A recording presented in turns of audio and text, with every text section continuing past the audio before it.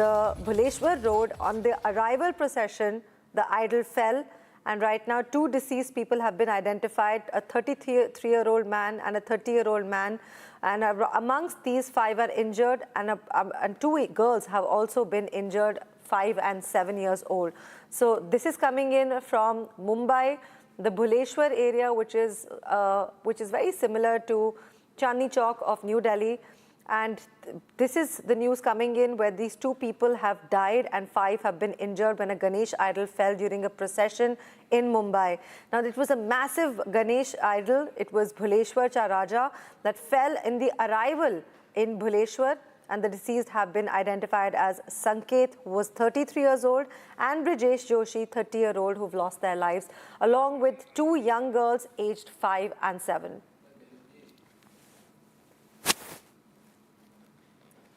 Viewers, on your television screen is the Bhuleshwar area of Mumbai.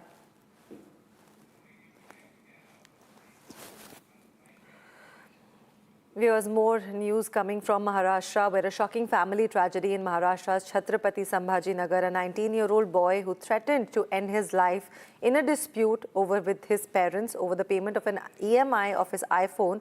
He climbed to a 400-500 foot high cliff. Now, despite desperate attempts by the police, by the parents, by the fire brigade personnel, and also villagers who tried to save him, the tragedy finally struck. In fact, the teenager fell. His father tried to grab him. He also fell, and the mother, unable to bear the horror, also plunged from the cliff. Now, all of them fell in the ravine, and 3 of the family members were wiped out in a single day. All of this over an iPhone. We have all the details in this report. Take a look.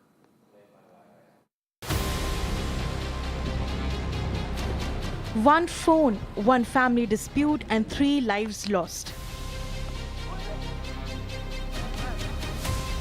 A horrifying tragedy unfolded in Maharashtra's Chhatrapati Sambhaji Nagar.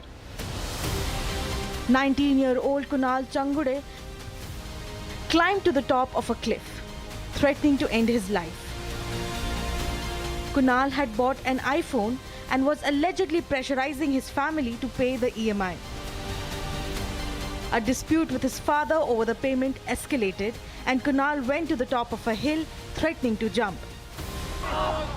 3 hours of tension followed, with parents, villagers urging the teen not to do anything drastic.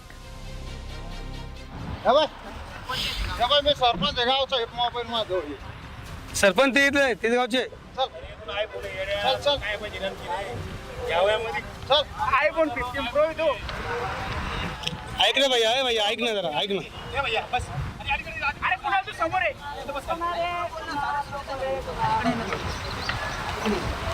Solution आहे आता काही solution नाहीये तुला का वाटतं ऐक ना भैया ऐक ना जरा ऐक ना आमचं अरे ऐक रे बाबा तू उडी मारल्यानं कोणाचं मोठं नाव होणार आहे तुझं आईसाठी काय होणार तुझं आईसाठी जग ना.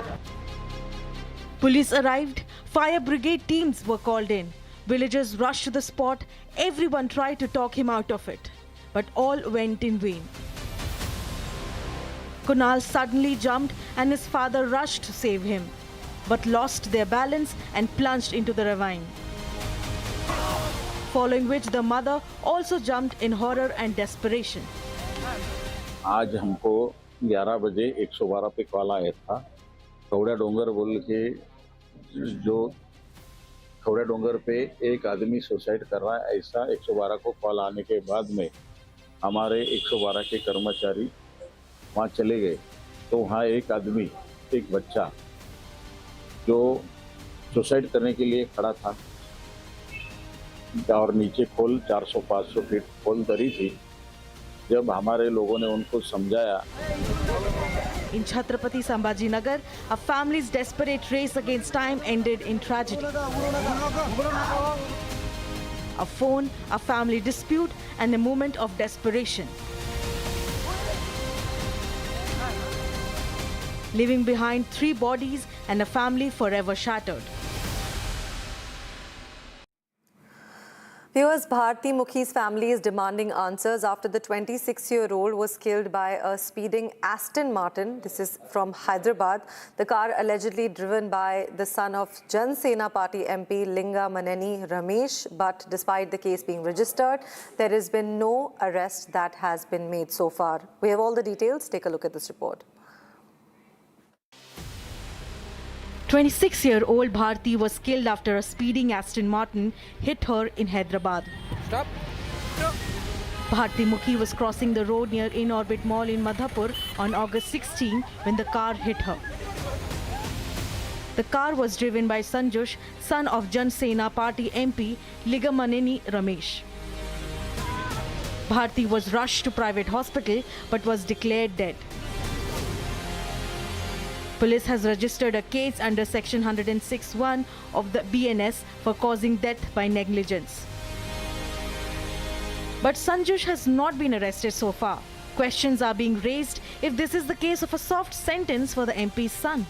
He was only issued a notice and was asked to appear before the police. For Bharti's family, the question is simple. Why has there been no arrest after a young woman lost her life? हम लोग का बहन वही हम लोग का परिवार चला रहा था। हर महीना वो पैसा भेज रहा था, पढ़ाई वढ़ाई का सब घर का सारे मतलब सब संभाल रहा था। वो सारा जिम्मेदारी उसी के पास में, हम लोग उसी का ये में हम लोग भरोसा में चल रहे थे। कोई एक हैदराबाद का एक नेता का बेटा बहुत स्पीड में मेरे बहन को ठोक दिया, वहीं पे स्पॉट डेथ हो गया। हम लोग अभी बहुत दुख और बहुत उदास में है, पूरा परिवार पूरा उदास में है। अभी परिवार के लिए देखभाल के लिए कोई ऐसा नहीं है। Bharti's mother is grieving the loss of her daughter. She says Bharti was the sole breadwinner of the family. कैसे करके मेरा बेटी को कैसे वो काम उसका कंपनी से उसका काम ऑन था, लंच करने जा रहा था मेरा बेटी, कैसे करके वो मेन रोड में कौन गाड़ी 100 आके मेरा बेटी को ठोक दिया, वहीं पर मेरा बेटी चले गया। The case has now also triggered a political attack. BRS leader K. Kavita has questioned the Revanth Reddy government over the police action. Kavita has questioned why Section 105 was invoked for alleged rash driving and whether the police were acting under instructions from political masters. Police have denied any influence, saying the investigation will proceed on the basis of forensic, post-mortem and motor vehicle inspection reports.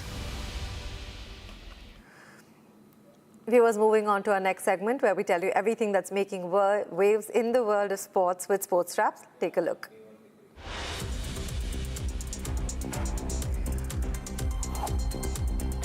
Hull City marked their Premier League comeback after 9 years with stunning 2-0 upset over Manchester United on Saturday.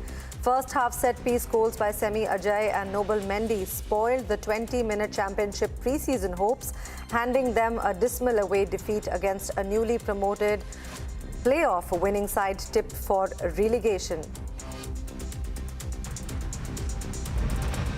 Indian badminton duo Trisa Jolly and Gayatri Gopichand secured a historic bronze medal at the 2026 BWF World Championship despite a hard-fought 3-game semi-final loss to India's world #1 pair Liu Shengshu and Tang Ning. The 39th ranked Indian pair enjoyed a remarkable tournament run, upsetting the 3-seeded teams to reach the semi-finals and breaking India's 15-year medal drought in women's doubles.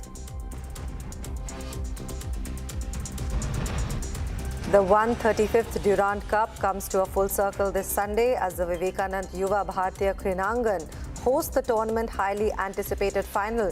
4 weeks after the competition kicked off at the very same venue, Kolkata rivals East Bengal FC and Mohan Bagan Supergiant will clash to claim the title of Asia's oldest football tournament.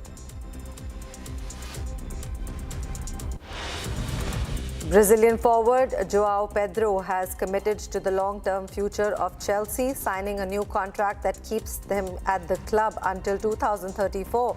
The attacker, who arrived from Bridgeton a year ago, will also inherit the club's historically challenging number 9 shirt.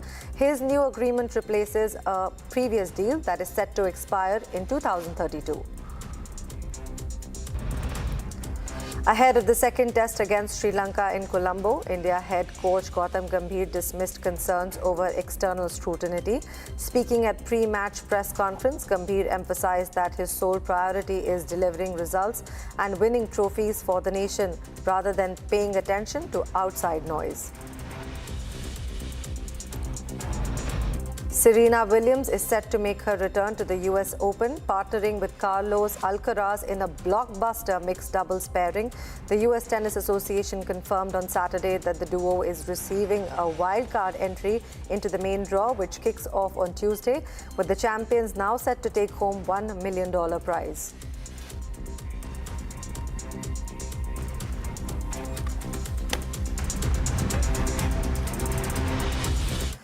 Viewers, Republic TV is bringing you the inside story of Imran Khan right from outside Pakistan's Supreme Court. Now, for days, questions are swirling around Imran Khan's whereabouts, his condition, and with his family and the PTI demanding access and medical attention to Imran Khan. The Pakistan Supreme Court then directed Imran to be moved from the Adiala jail to Shifa International Hospital for medical treatment and examination. But this is not what happened. Imran was instead taken to the PIMS hospital, which is a government hospital, right in the dead of the night, with the Pakistani government citing security concerns. Republic TV is the only Indian channel reporting live from outside the Pakistan Supreme Court, bringing you what really happened on the night Imran was moved. Here's everything that you need to know. What really happened on the intervening night of August 20 and 21 when Imran Khan was moved out of Adiala jail? Pakistan Supreme Court had directed that Imran be transferred to Shifa for medical examination and treatment. But Imran Khan was taken to PIMS instead of Shifa International Hospital in darkness with just a single torchlight. Republic TV reported live from outside the Pakistan Supreme Court. तकरीबन जो है वो 20 और 21 अगस्त की जो दरमियानी रात है उसके अंदर इमरान खान साहब को अडियाला जेल से शिफा इंटरनेशनल हॉस्पिटल की शिफ्टिंग करनी थी और ये फैसला सुप्रीम कोर्ट ऑफ पाकिस्तान ने दिया था और उनके 3 रुकनी बेंच ने ये फैसला दिया था। उस बेंच के अंदर जो है वो 3 मुअज़्ज़ज़ जजेस थे जिनमें जस्टिस शाहिद वहीद साहब थे, उनके साथ इश्तियाक इब्राहिम साहब थे और नईम अख्तर अफगान साहब थे। ये 3 जजेस ने ये फैसला दिया था कि इमरान खान साहब को मेडिकल बेसिस के ऊपर अडियाला जेल से जो है वो शिफा इंटरनेशनल हॉस्पिटल शिफ्ट किया जाए। The government says PTI had assured that no workers would gather outside the hospital, but security concerns ultimately led to the change of plan. तो उनको वहां पे बिठा दिया गया और एक कन्वाय जो है वो पिम्स हॉस्पिटल लेके जाया गया। जब पिम्स हॉस्पिटल पहुंचे तो पिम्स हॉस्पिटल के अंदर जो लाइट्स हैं वो बिल्कुल ऑफ थी और बिल्कुल अंधेरा था। इमरान खान साहब को जब वो आगे लेके जा रहे थे सिक्योरिटी वाले तो वो एक मोबाइल की जो टार्च होती है उस मोबाइल की टार्च के साथ जो है वो उनको मूव करवाया जा रहा था। उनको जो है वो तकरीबन कह रहे हैं आई थिंक सो कि फर्स्ट और सेकंड फ्लोर जो है वहां पे लेके गए और वहां पे उनको जाके बिठा दिया गया। At PIMS, doctors conducted a detailed medical examination and declared Imran Khan medically fit, later taking him back to Adiala jail. Imran's sister, Uzma Khan, filed a contempt petition accusing senior Pakistani officials of violating the Supreme Court's transfer order. The plea seeks action against those responsible and asks the court to ensure compliance with its original direction. मुलाकात थी वो बड़ी emotional थी क्योंकि इमरान खान की बहन 9 month के बाद जो है वो इमरान खान साहब से मुलाकात कर रही थी और उनकी जो आखिरी मुलाकात हुई थी वो 3 दिसंबर को हुई थी और आज जो है वो तकरीबन 22 है तो ये जो है ना तकरीबन 9 महीने का गैप था। 9 महीने का गैप के साथ जो है वो इमरान खान की बहन की उनके मुलाकात हुई, उन्होंने उनको गले लगाया और फिर डॉक्टर ने उनका आंख का मुआयना किया। Meanwhile, fresh claims have emerged over Imran's condition and his treatment inside the prison. Imran Khan revealed that he developed anxiety, heart problems and hypertension due to solitary confinement and that even jail employees were not allowed to speak to him. Pakistani Supreme Court also revealed that Imran Khan was in no contact with families for 3 years while no picture of him had emerged. Imran Khan medically fit नहीं है। इमरान खान साहब का जो BP है वो बढ़ गया था। इमरान खान साहब को एंजाइटी है।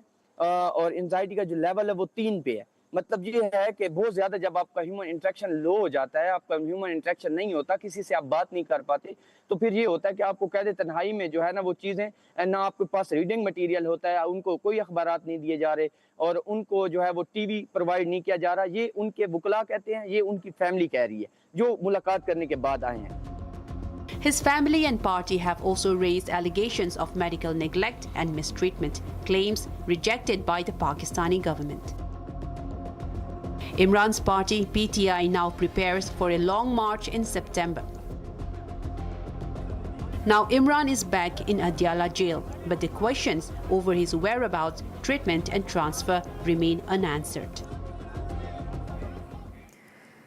We are heading into a short commercial break. You're watching live this morning on Republic TV. My name is Nayan Shukla. Don't go anywhere. There's a world of news waiting for you on the other side. Coming up, trouble mounts for CJP as FIR filed against Abhijit Dipke and CJP for barging into government schools. All of this after a short break.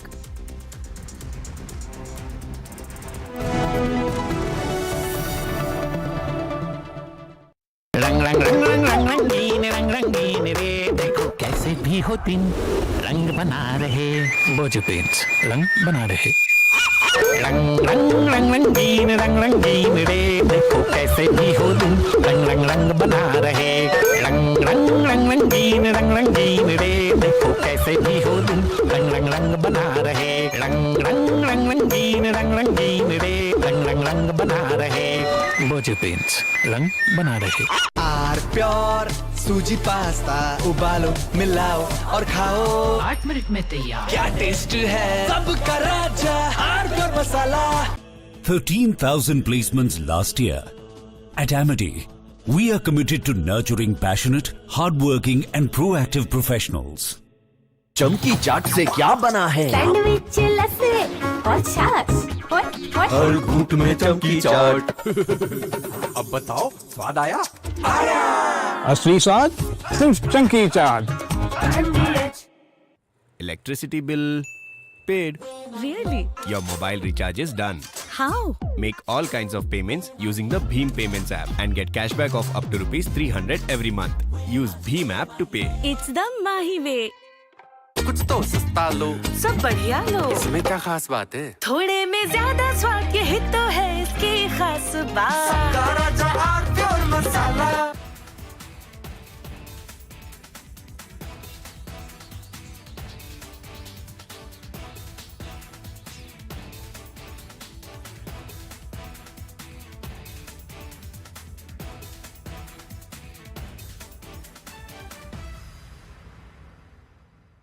सच बेरो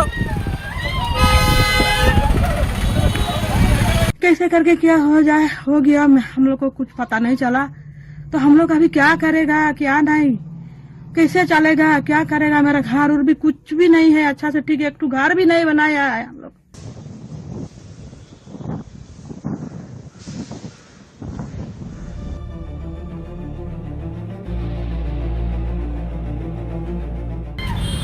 stop ठीक useless fellow mind అబ్బే హౌలే చచ్చిపోయారు।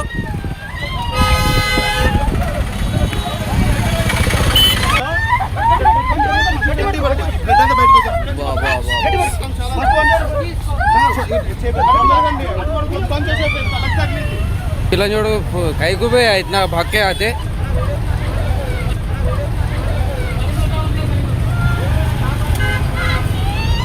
मर गए।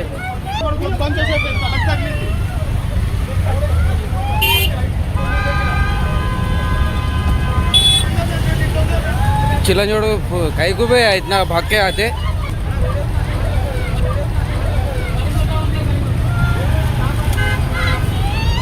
मर गए।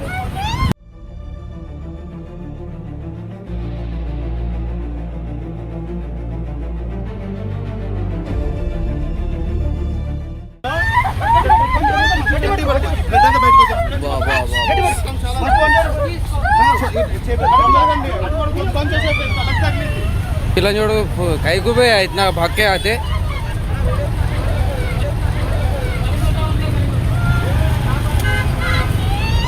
मर गए। आ जाना कर रहा था, पैसा भी भेज रहा था, मेरा बात सब कुछ मतलब क्या बोलता है जो समझ रहा था, मेरा बेटा लोगों का भी, उसका पापा का भी, कुछ तकलीफ होने से फोन करने से साथ के साथ पैसा भेज देता था। तो हम लोग को उसका भरोसे में सब कोई था। कैसे करके मेरा बेटी को कैसे वो काम, उसका कंपनी से उसका काम ऑन था, लंच करने जा रहा था मेरा बेटी, कैसे करके वो मेन रोड में कौन गाड़ी 100 आके मेरा बेटी को ठोक दिया। वहीं पर मेरा बेटी चले गया, हम लोग को कुछ पता नहीं चला। तो हम लोग अभी क्या करेगा, क्या नहीं, कैसे चलेगा, क्या करेगा। मेरा घर और भी कुछ भी नहीं है अच्छा से, ठीक है, एक घर भी नहीं बनाया है हम लोग। इतना छोटा बेटी मेरे कैसे चलेगा, मेरा कैसे चलेगा मेरा बेटी।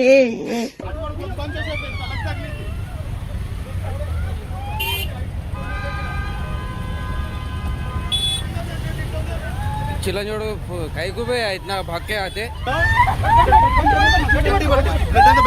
वाह वाह वाह,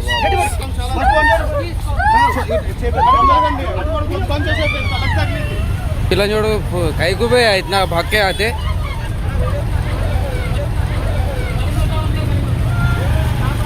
रोड क्रॉस करने के बाद एक कार आके को मार दिया सर। उसमें पूजा और भारती 2 जने।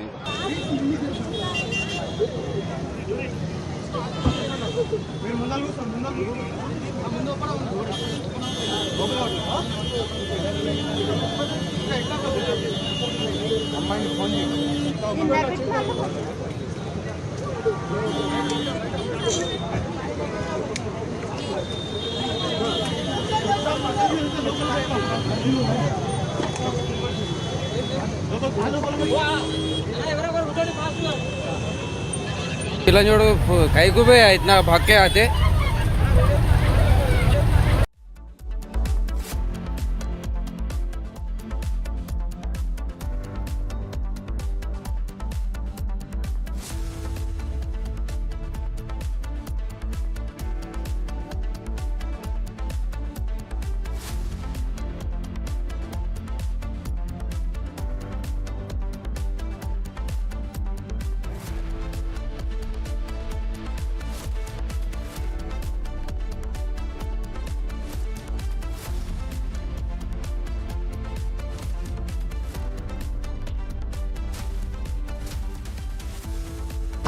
प्योर सूजी पास्ता उबालो, मिलाओ और खाओ, 8 मिनट में तैयार। क्या टेस्ट है, सबका राजा प्योर मसाला।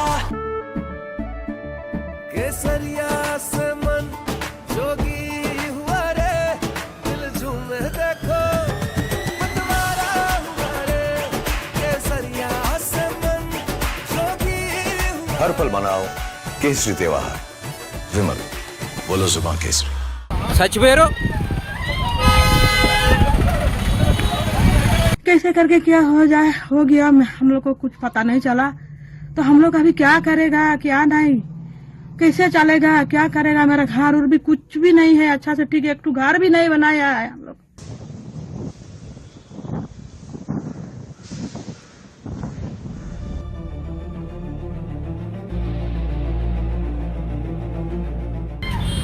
स्टॉप ठीक यूनिलेस पेलो మైండ్ ఉందా అబ్బే హౌలే చచ్చిపోయారు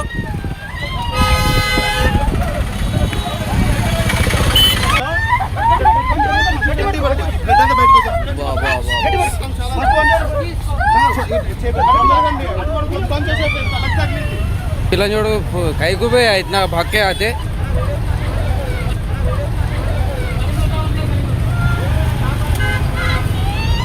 मर गए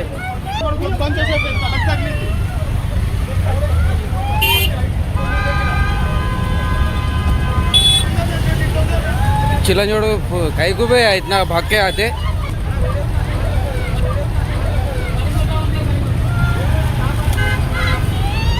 मर गए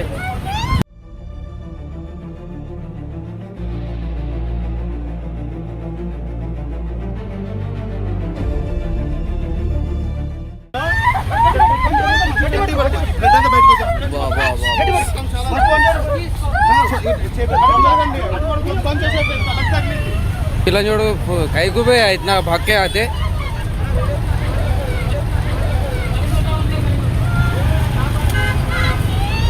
मर गए। जना कर रहा था, पैसा भी भेज रहा था, मेरा बात सब कुछ मतलब क्या बोलता है जो समझ रहा था। मेरा बेटा लोगों का भी, उसका पापा का भी कुछ तकलीफ होने से फोन करने से साथ साथ पैसा भेज देता था। तो हम लोग उसका भरोसे में सब कोई था। कैसे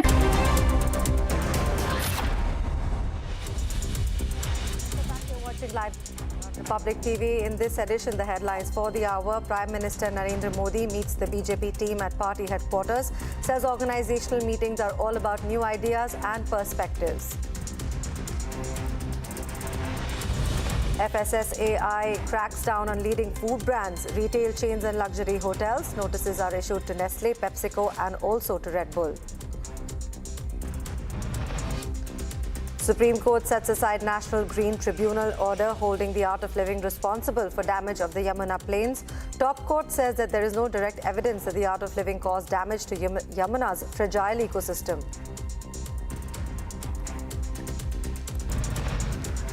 Trouble mounts for CJP as FIR filed against Abhijit Dipke and CJP for barging into government schools.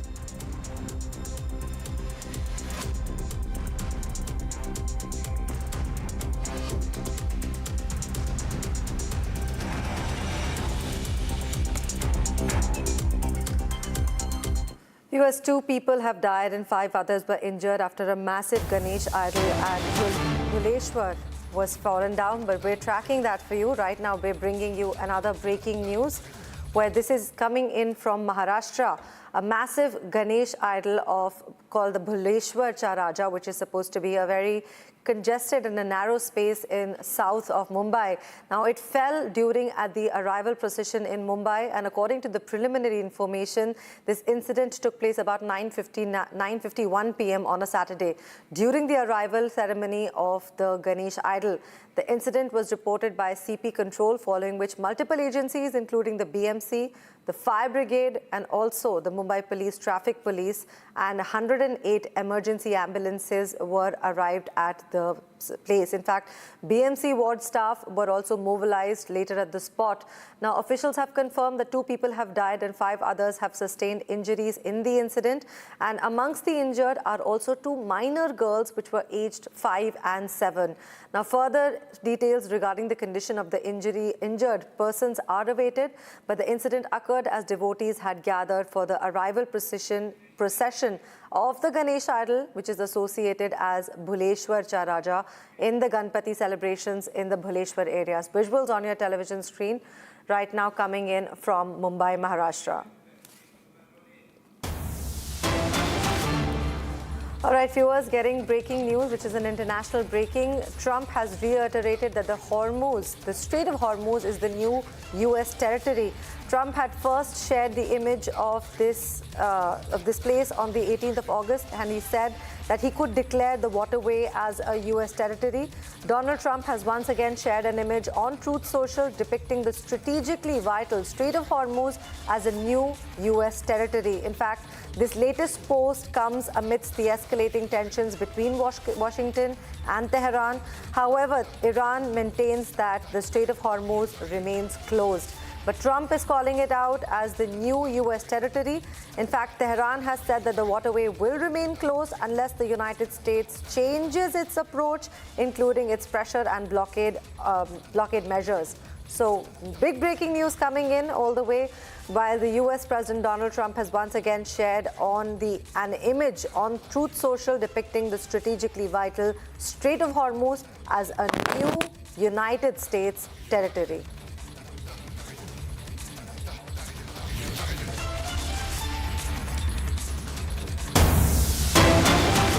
In response to this new Truth Social post, Iran is warning its neighbors of supporting Trump.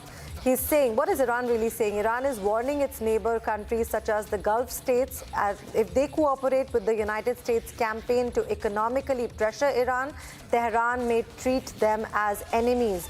So big breaking news coming in where Iran is threatening retaliation against their interest.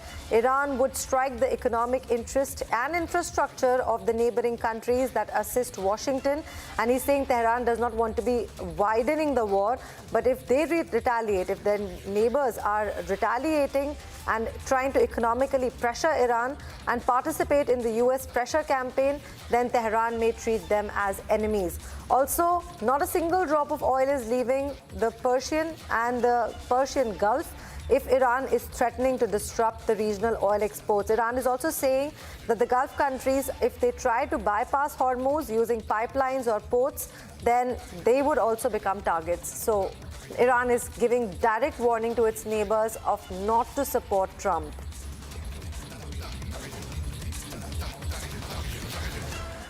Viewers, a decade after the World Culture Festival controversy, the Art of Living stands vindicated. The Supreme Court has overturned the NGT's 2017 judgment against the organization, ruling that there was no scientific evidence to establish that the 2016 World Cultural Festival has caused any damage to the Yamuna floodplains.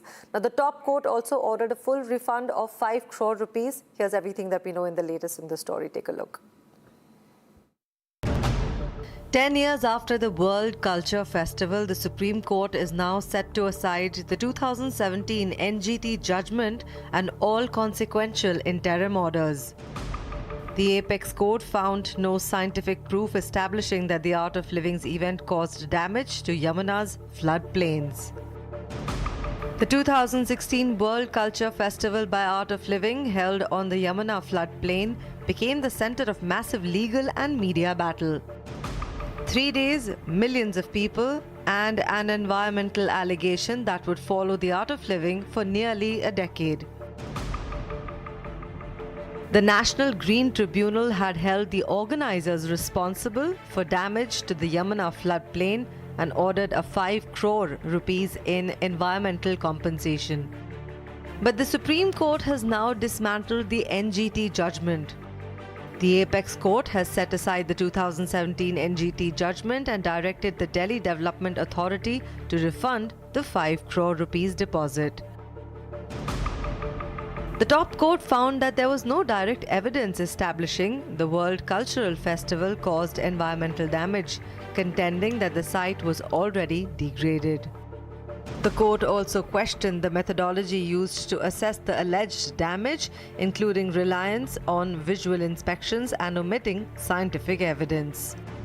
The court held that NGT's power under Section 15 of the NGT Act was to order restoration, not to impose a broader rehabilitation exercise on the Art of Living. The DDA had granted permission for the cultural event, but the Supreme Court held the long-term duty to rehabilitate the floodplain rests with the DDA. The verdict is a complete setback for the NGT's earlier core finding against the organizers. Meanwhile, the top court held that the Art of Living was also entitled to the 5 crore rupee refund. With the Art of Living now vindicated, the Supreme Court has now put to rest a decade-long controversy over the World Culture Festival.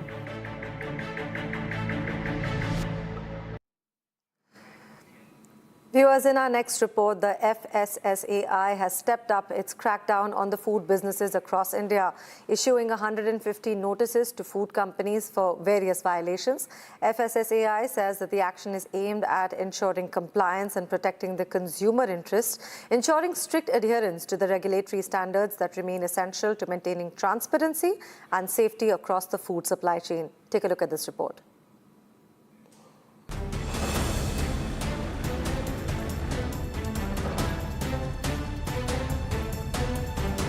Under a major crackdown, FSSAI issued 150 notices over misleading advertisements, false claims and labeling violations. Several major food and beverage companies are among those facing the action.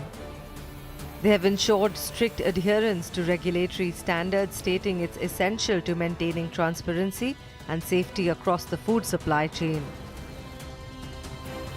The list includes Nestle India, Mondelez India, Abbott India, Danone India, Coca-Cola India, PepsiCo India and Red Bull India. The crackdown has also reached the quick commerce sector. FSSAI issued 12 notices to platforms like Amazon Now and Flipkart Minutes. 5-star hotels are also now facing regulatory action. More than 20 notices have been issued to major hotel operators. More than 30 notices have been issued to food service establishments including KFC, Domino's, Pizza Hut, McDonald's and also Costa Coffee. The crackdown is a step towards safer food, greater transparency and stronger consumer protection across the country.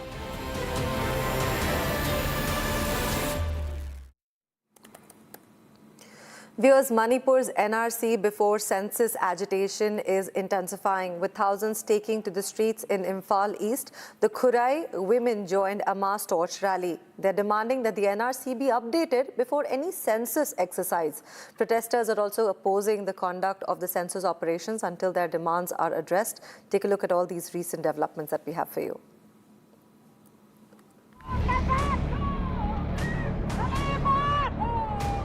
The NRC before census campaign is gathering momentum in Manipur. In Khurai, Imphal East, thousands of women took onto the streets in a mass torch-bearing rally demanding updation of the NRC before any census operation. With the torches in their hands, protesters marched through the streets, raising one clear slogan: "No NRC, no census." The mobilization comes amid growing opposition on the ongoing census process in the state. The groups leading the campaign argue that questions surrounding citizenship and undocumented migration must be addressed before the population is counted. They have also raised concerns over the status of internally displaced people, arguing that present circumstances would affect the accuracy of the census. The protesters are demanding that the sequence be reversed: NRC updation first, census later. The campaign has already included rallies, shutdown calls, and a boycott of the government offices. And as the mobilization grows, security forces have been deployed in the area and kept on high alert to prevent any untoward incident.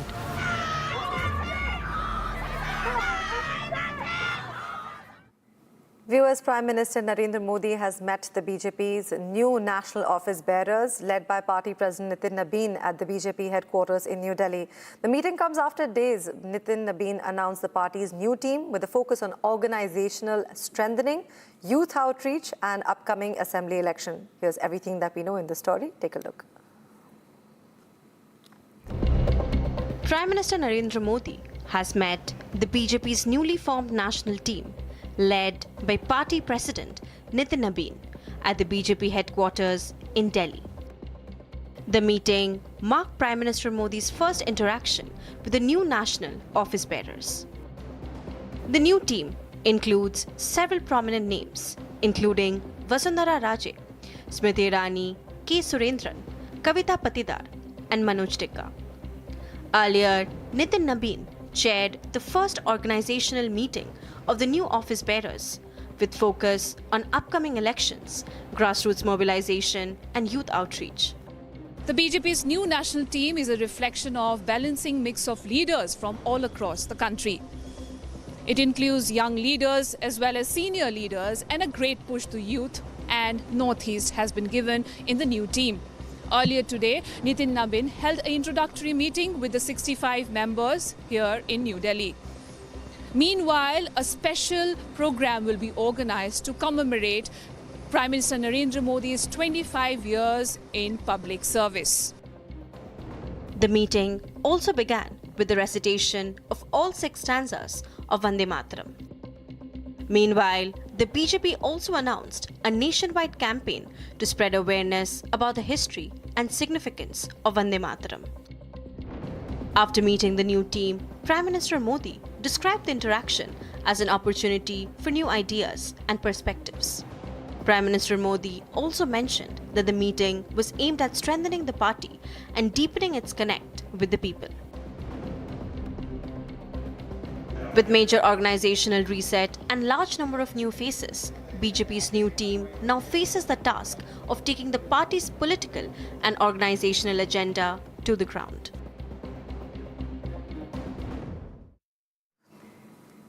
Viewers, three very disturbing cases, three very young lives that are lost, and there were three very different circumstances. Now, a 19-year-old nursing student was found dead in her Delhi hostel. An IIT Delhi student who allegedly died by suicide after jumping from the lecture hall complex, and a family tragedy in Chhatrapati Sambhaji Nagar where a dispute over an iPhone ended with 3 deaths. Now, the reasons remain under investigation in the Delhi and IIT case, but the pattern raises a larger uncomfortable question. What is driving these young people to take life to the edge? Take a look at this report. A 19-year-old third-year BSc nursing student died in her hostel room at Sir Gangaram Hospital in Delhi. Police say that she was found hanging after returning to her hostel following evening ward duty, with the circumstances and reason for her death still under investigation. Delhi police have called the crime team and are recording statements from her family and friends as they try to establish what led to her death. There was no suicide note recovered at the spot by the police officials. However, Gangaram Hospital has also said that this incident is very deeply shocking and they are very concerned regarding this incident. But currently the investigation in this matter is still going on as a tragic incident unfolded in the national capital on August 21. And in another disturbing case, an IIT student died by suicide after a fall from the 6th floor of the lecture hall complex. Rishikesh Kumar, a second-year MSc Physics student, was taken to hospital but was declared dead. Police have begun an investigation, but the reason behind his death is not yet known. And then a separate tragedy in Maharashtra. A family dispute over an iPhone ended with 3 members of one family dead. 19-year-old Kunal Changure climbed a 400 to 500-foot cliff after an argument over payment of his phone's EMI and threatened to end his life. For nearly 3 hours, his parents, police, fire teams, and villagers tried to persuade him to step back.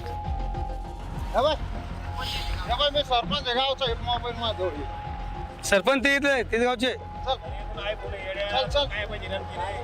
IPhone 15 pro आहे तो ऐक रे भैया ऐक ना जरा ऐक ना ए भैया बस अरे कुणाल तू समोर आहे इथं बस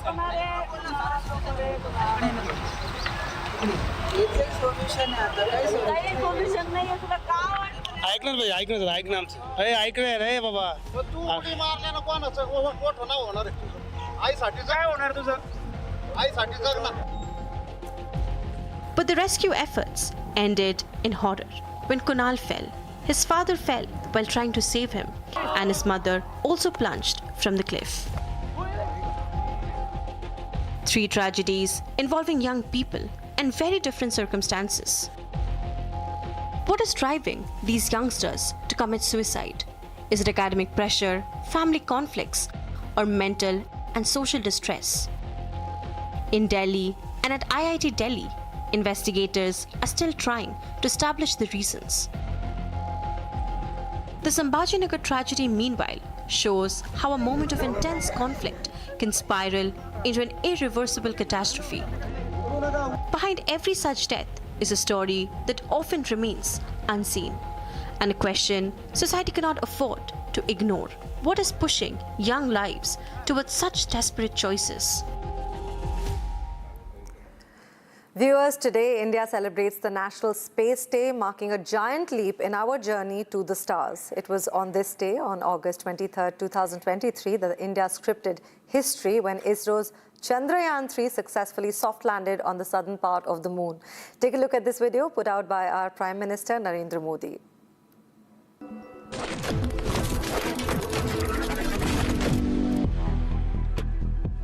मैंने अयोध्या में कहा था ये नए काल चक्र की शुरुआत है। ये एक नए काल चक्र का उद्गम है। इस नए काल क्षेत्र में ग्लोबल ऑर्डर में भारत अपना स्पेस लगातार बड़ा बना रहा है और ये हमारे स्पेस प्रोग्राम में भी साफ साफ दिखाई दे रहा है। हम सब ने मिलकर 2047 तक भारत को विकसित राष्ट्र बनाने का संकल्प लिया।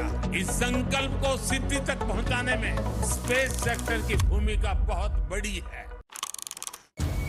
आज ये जेन जी इंजीनियर्स, जेन जी डिजाइनर्स, जेन जी कोडर्स और जेन जी साइंटिस्ट नई नई टेक्नोलॉजी बना रहे हैं। प्रोपल्सन सिस्टम हो, कंपोजिट मटेरियल्स हो, रॉकेट स्टेजेज हो, सैटेलाइट प्लेटफॉर्म्स हो, भारत का युवा आज उन क्षेत्रों में काम कर रहा है जिनकी कुछ साल पहले कल्पना भी संभव नहीं थी। भारत का प्राइवेट स्पेस टैलेंट पूरी दुनिया में अपनी अलग पहचान बना रहा है। आज ग्लोबल इन्वेस्टर्स के लिए भारत का स्पेस सेक्टर एक अट्रैक्टिव डेस्टिनेशन बन रहा है। इसरो की सफलता देखकर कितने ही बच्चों के मन में ये बात आती है कि बड़ा होकर मैं भी साइंटिस्ट बनूंगा। वो रॉकेट का काउंटडाउन लाखों लाख बच्चों को प्रेरित करता है। हर घर में कागज के हवाई जहाज उड़ाने वाला जो एरोनॉटिकल इंजीनियर है, बड़ा होकर आप जैसा इंजीनियर बनना चाहता है, साइंटिस्ट बनना चाहता है। हाथ में तिरंगा है, अंतरिक्ष है, 140 करोड़ देशवासियों का सपना है, वही हम सबका संकल्प है।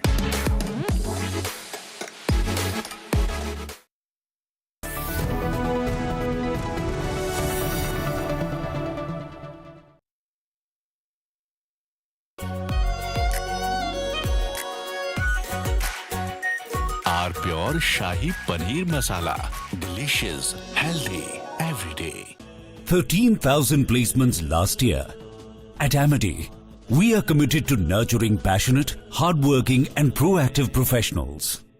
चमकी चाट से क्या बना है? सैंडविच, लस्सी और छाछ हर घूंट में चमकी चाट, ड्राई फ्रूट और दही बड़े। चमकी चाट से स्वाद बढ़े। असली स्वाद सिर्फ चमकी चाट। रानी, इस घर में कुछ है जो टूटता नहीं। ये पिलर कभी नहीं टूटेगा। रुंगटा स्टील TMT से बना। रुंगटा नहीं तो घर स्ट्रॉन्ग नहीं। रुंगटा स्टील TMT बार एकदम सॉलिड। आर प्योर सूजी पास्ता, उबालो, मिलाओ और खाओ। 8 मिनट में तैयार। क्या टेस्ट है, सबका राजा आर प्योर मसाला। सेनको से मेरा नाता सालों पुराना है। ये मेरे लिए बस एक ब्रांड नहीं है, ये है एक लेगेसी। मेरी शादी के कंगन सेनको से ही लिए थे, क्योंकि ऐसी बारीक कारीगरी और कहाँ। इसीलिए सेनको इंडिया का amongst most trusted jewellery brand as nominated by the TRA। अब मैं क्या ही बोलूं। परिवार, अटूट भरोसा। चमकी चाट से क्या बना है? आलू चाट या फ्रूट चाट, स्वाद बढ़ाए चमकी चाट। क्या बात है। स्वादिष्ट पकोड़े और परेशान, अरे चमकी चाट है इसकी जान। असली स्वाद सिर्फ चमकी चाट।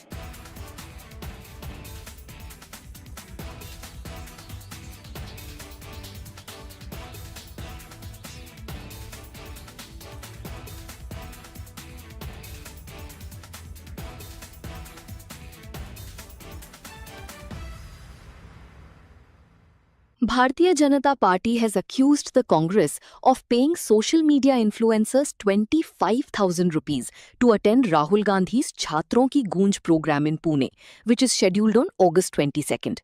The BJP shared a video claiming it shows a phone conversation between a social media influencer with a worker of the Congress party, who asks her to attend the event and highlight it on her social media handle. The person on the other side of the phone can be heard telling the social media influencer that she will be paid 25,000 rupees to attend the event in Pune. 25 you said, and the travel cost. So can you make it everything in 25 and then you can go? Okay, and how would the payment process be done? Payment will be after the event, 1 or 2 days after the event, and I will make the payment. I will ask your account details or UPI ID, and I will make the payment. And there I will share a contact of a person. He will connect with you and he will guide you. He will provide you the pass and all. Okay, all right. So will I get an official email to attend this? Because No official email. You direct reach at the venue. I will share the location, and there our person will contact with you. I will share that person number to you also. But what exactly I have to do over there? Just attend, or I have to do something? No.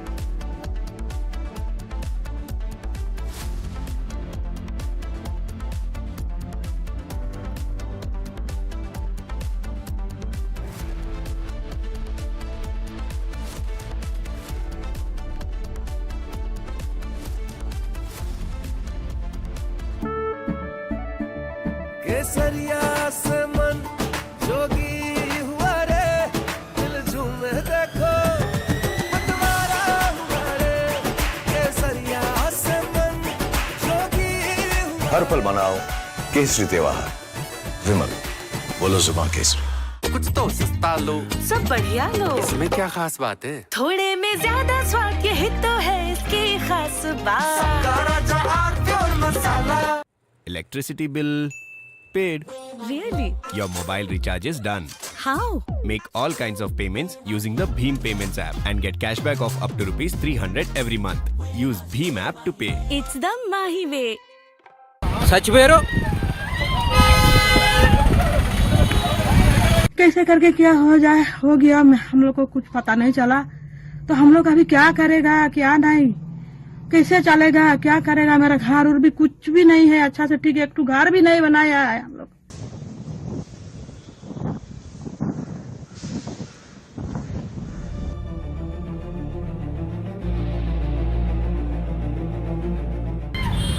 Stop ठीक useless fellow mind ఉందా అబ్బే హౌలే చచ్చిపోయారు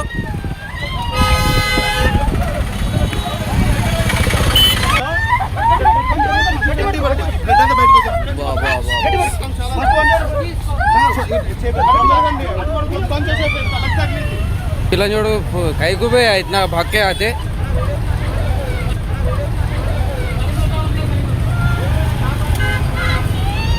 मर गए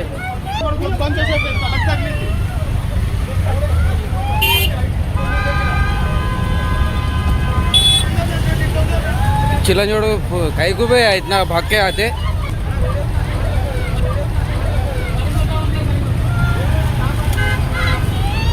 मर गए।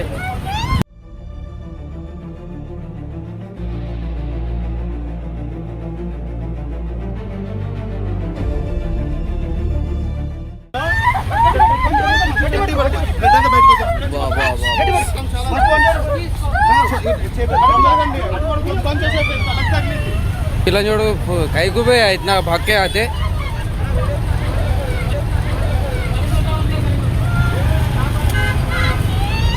मर गए।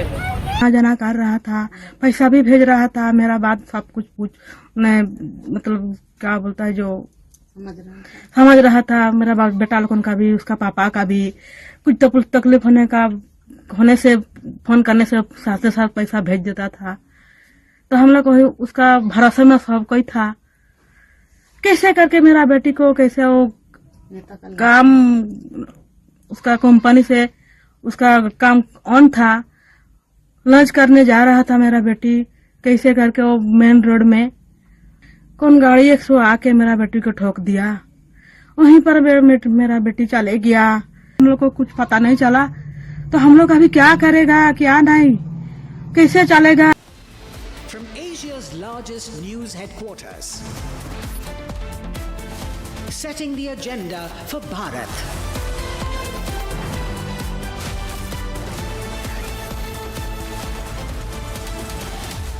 You're watching watching Republic.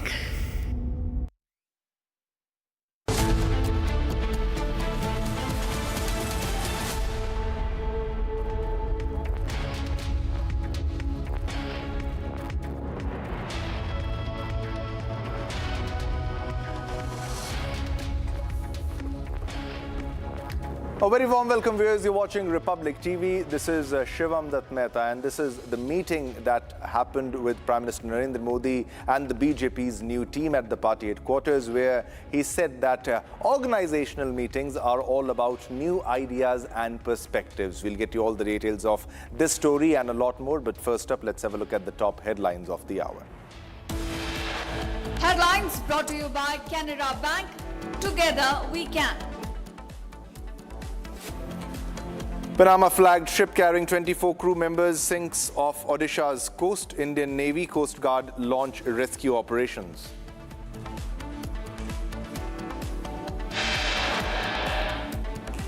Two dead, 5 injured after Ganpati idol falls during arrival procession in Mumbai's Bhuleshwar. FSSAI cracks down on leading food brands, retail chains and luxury hotels. Notices issued to Nestle, PepsiCo and Red Bull.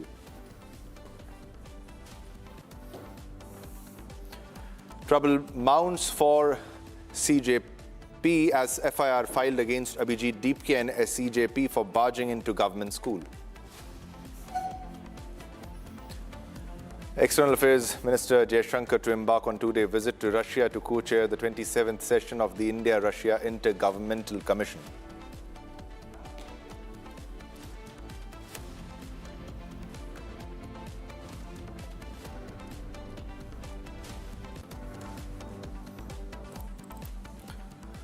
All right, viewers, let's begin this bulletin with the big breaking news development that we are getting. It is about a Panama-flagged bulk carrier carrying 24 crew members which sank in the Bay of Bengal, around 240 nautical miles from Odisha's Paradip coast on Saturday. And this triggered a major search and rescue operation by the Indian Coast Guard and Indian Navy. The vessel MV Ocean Winner was carrying 20 Chinese, 3 Myanmar nationals and 1 Bangladeshi crew member. Its last port of call was Paradip and its next scheduled port was Singapore. Now, the ICG, that is the Indian Coast Guard, has so far confirmed that 2 survivors have been rescued from 2 life rafts, while the search continues for the remaining 22 crew members. Now, the ICG's Maritime Rescue Coordination Centre in Sri Vijayapuram received information at 11:48 a.m. from a company associated with the vessel about the loss of communication with MV Ocean Winner. Now, the company also requested search and rescue assistance. Now, the bulk carrier was carrying iron ore from Odisha and was bound for Singapore.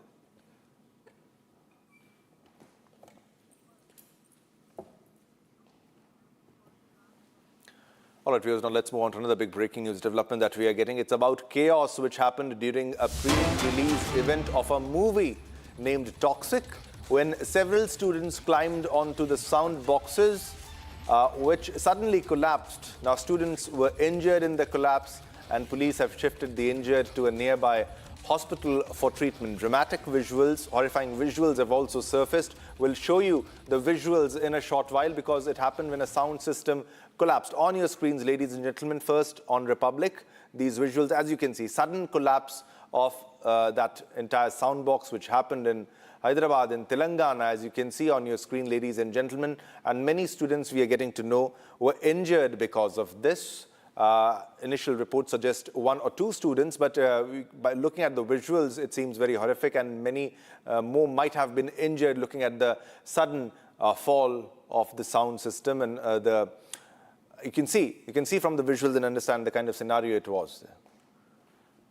All right, let's go across to Aishwarya for all the details into the story. Aishwarya, seems to be complete mismanagement where this event happened. It was a pre-release event of a movie called Toxic. What exactly happened? The visuals are dramatic when students can be seen, falling.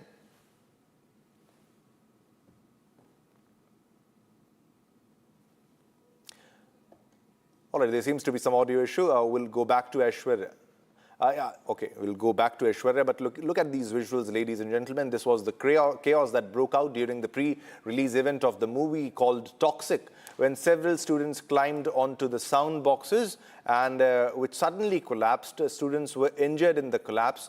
Police have shifted the injured to a nearby hospital for treatment. And you can see the chaos and the people being taken, students being taken for treatment by the fellow students who were gathered there. And you can see on a big screen, this is the movie pre-release event, and a large crowd had gathered there. And this happened in Hyderabad, and you can see the visuals on your screen. Those who were injured were taken to the nearby hospital. Let's go back to Aishwarya for all the updates. Aishwarya, if you can put this into perspective and share the details of what exactly unfolded there. Many students we are getting to know are injured, and the visuals are dramatic when they all fell together suddenly. Well, absolutely. The visuals speak for itself in this particular event, where a Toxic pre-release event, that is the upcoming movie of the actor Yash, was planned in progress. The event was planned in a Mallareddy Engineering College here in Hyderabad when this particular unfortunate incident had happened. When Yash, the lead actor of the movie, was speaking on stage, the large crowds began to gather, and the frenzy was clearly seen among the crowd, and they began to rush towards the stage to have a better glimpse of the actor, or to even, in fact, have a better view. And that is when the students also began to perform stunts by climbing onto the sound system that you can see there in the visuals, where the students are above the sound system ladders, the equipments that were kept for the sound system, the floodlights and all the other equipments. The big students began to climb that, and that is when, notwithstanding the weight of several students that were climbing on it, it had collapsed suddenly, leaving one student seriously injured. He had a fracture. This is what the police have confirmed. Currently, he's undergoing treatment in a private hospital here in Hyderabad, and his condition is stable. However, several other students who were in and around the stage sustained minor injuries. Is what the police have also said.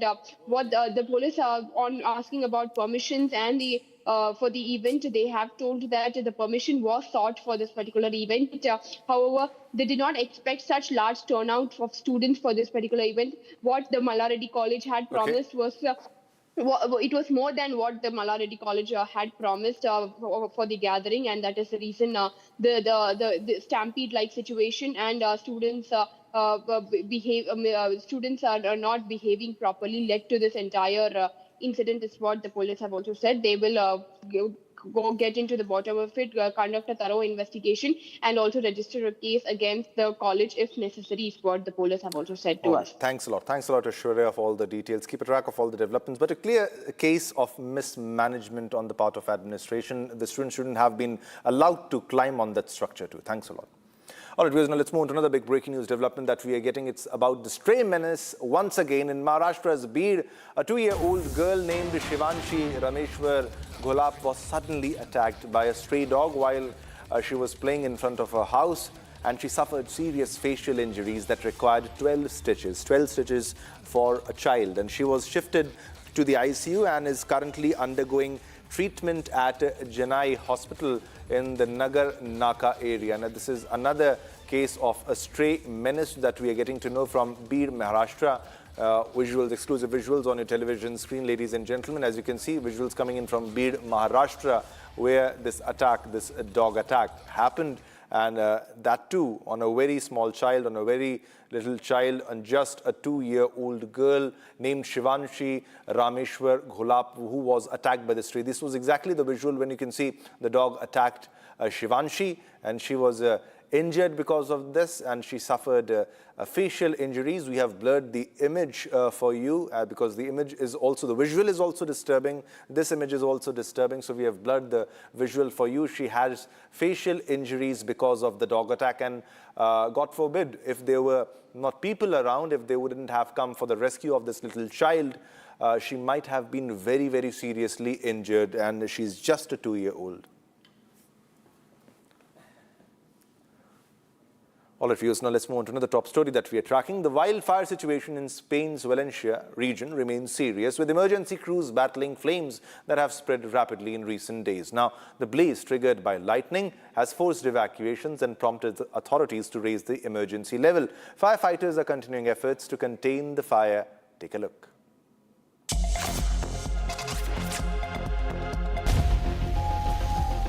Firefighters in Spain's Valencia region are battling intense wildfires. Authorities say lightning triggered the blaze. The fire broke out near Segorbe late Thursday and spread rapidly on Friday afternoon. Strong winds and changing wind direction made the conditions worse. Residents in nearby Gatova were first told to take shelter and later they evacuated as the fire increased. More than 1,000 people were forced to leave their homes, and many of those evacuated even feared for their properties. Firefighters in Spain's Valencia region are battling intense wildfires. Authorities say lightning triggered the blaze. The fire broke out near Segorbe late Thursday and spread rapidly on Friday afternoon. Strong winds and changing wind direction made the conditions worse. Residents in nearby Gatova were first told to take shelter and later they evacuated as the fire increased. More than 1,000 people were forced to leave their homes, and many of those evacuated even feared for their properties.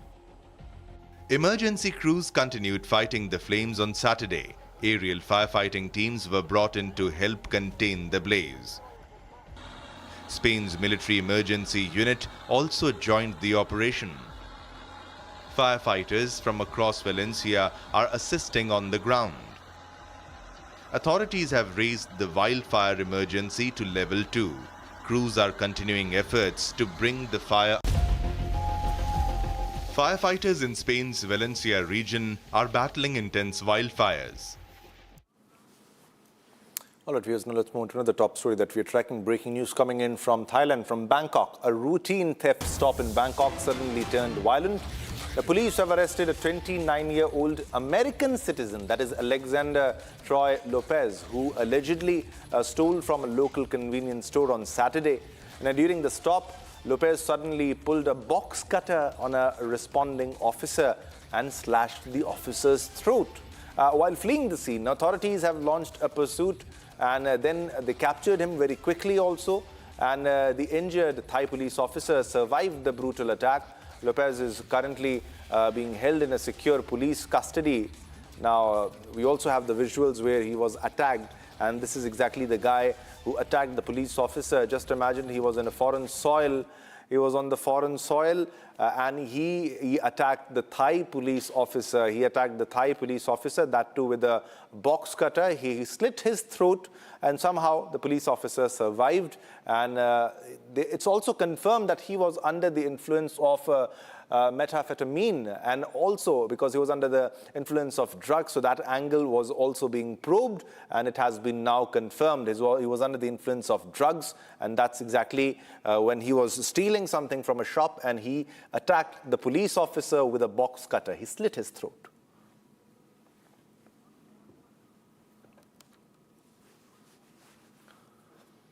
A fresh political war has erupted between the BJP and the Congress over national song Vande Mataram. While the BJP has passed a resolution mandating respect for all 6 stanzas following new legal protections passed in Parliament, the Congress Working Committee has resolved to stick to its 1937 decision to sing only the first 2 stanzas. Now, the decades-old debate over the national song has once again taken centre stage, triggering a sharp political face-off. Watch this report. 2 stanzas or 6. A song that became a symbol of India's freedom struggle is now at the center of a fresh political battle. The Congress Working Committee has decided to retain the practice of singing only the first 2 stanzas of Vande Mataram at Congress programs. The BJP has now passed a resolution condemning that decision. The BJP says this is appeasement politics. Congress says the BJP is politicizing history. But why did Congress limit the song in the first place? And why has that 1937 decision suddenly become a major political issue in 2026?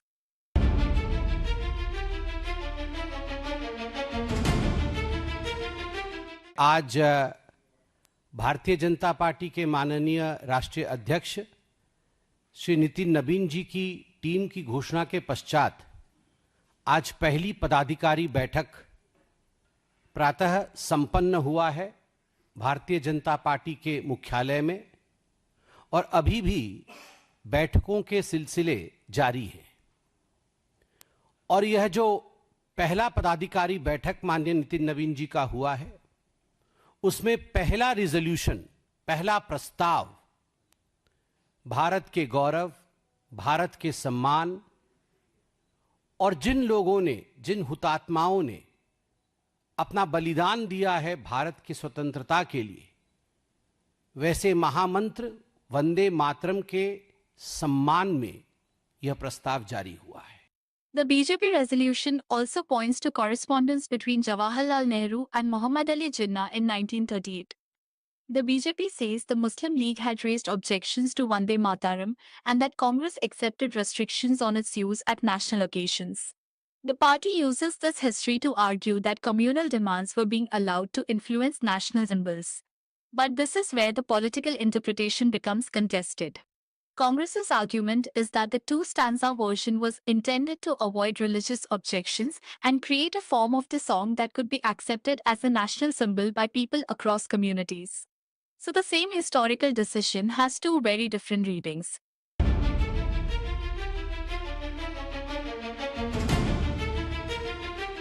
मुझे बड़े दुख के साथ कहना पड़ रहा है कि कांग्रेस पार्टी ने शायद पढ़ा नहीं है कि महात्मा गांधी जी ने क्या कहा था वंदे मातरम के लिए।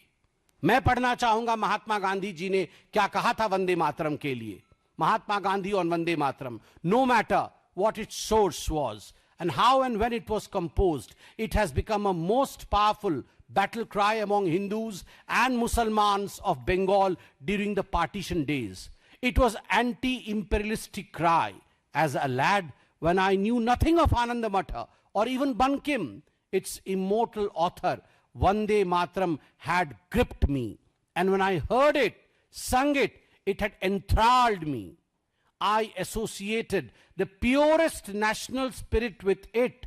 I repeat, I associated the purest national spirit with it.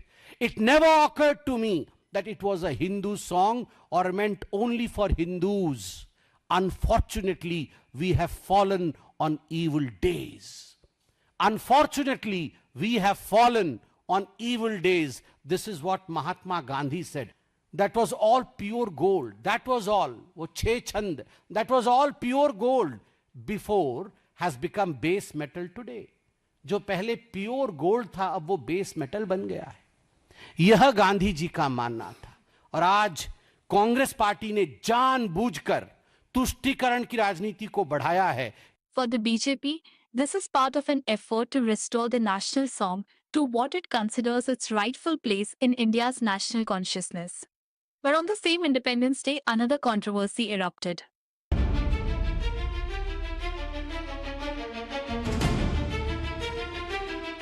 पहली बार भारत के इतिहास में 15 अगस्त 2026 को संपूर्ण वंदे मातरम का 6 स्टैंजास जिसमें हैं, 6 पद जिसमें हैं, संपूर्ण वंदे मातरम का पठन, उसका गायन लाल किले के परिसर में हुआ। यह एक नया इतिहास बना। सूर्योदय के साथ हमने संपूर्ण वंदे मातरम को सुना, सराहा, नमन किया, तो सूर्य अस्त होते होते 15 अगस्त 2026 को सोशल मीडिया और मीडिया के माध्यम से कांग्रेस के कार्यालय में जो कुकृत्य हुआ उसको भी हमने देखा।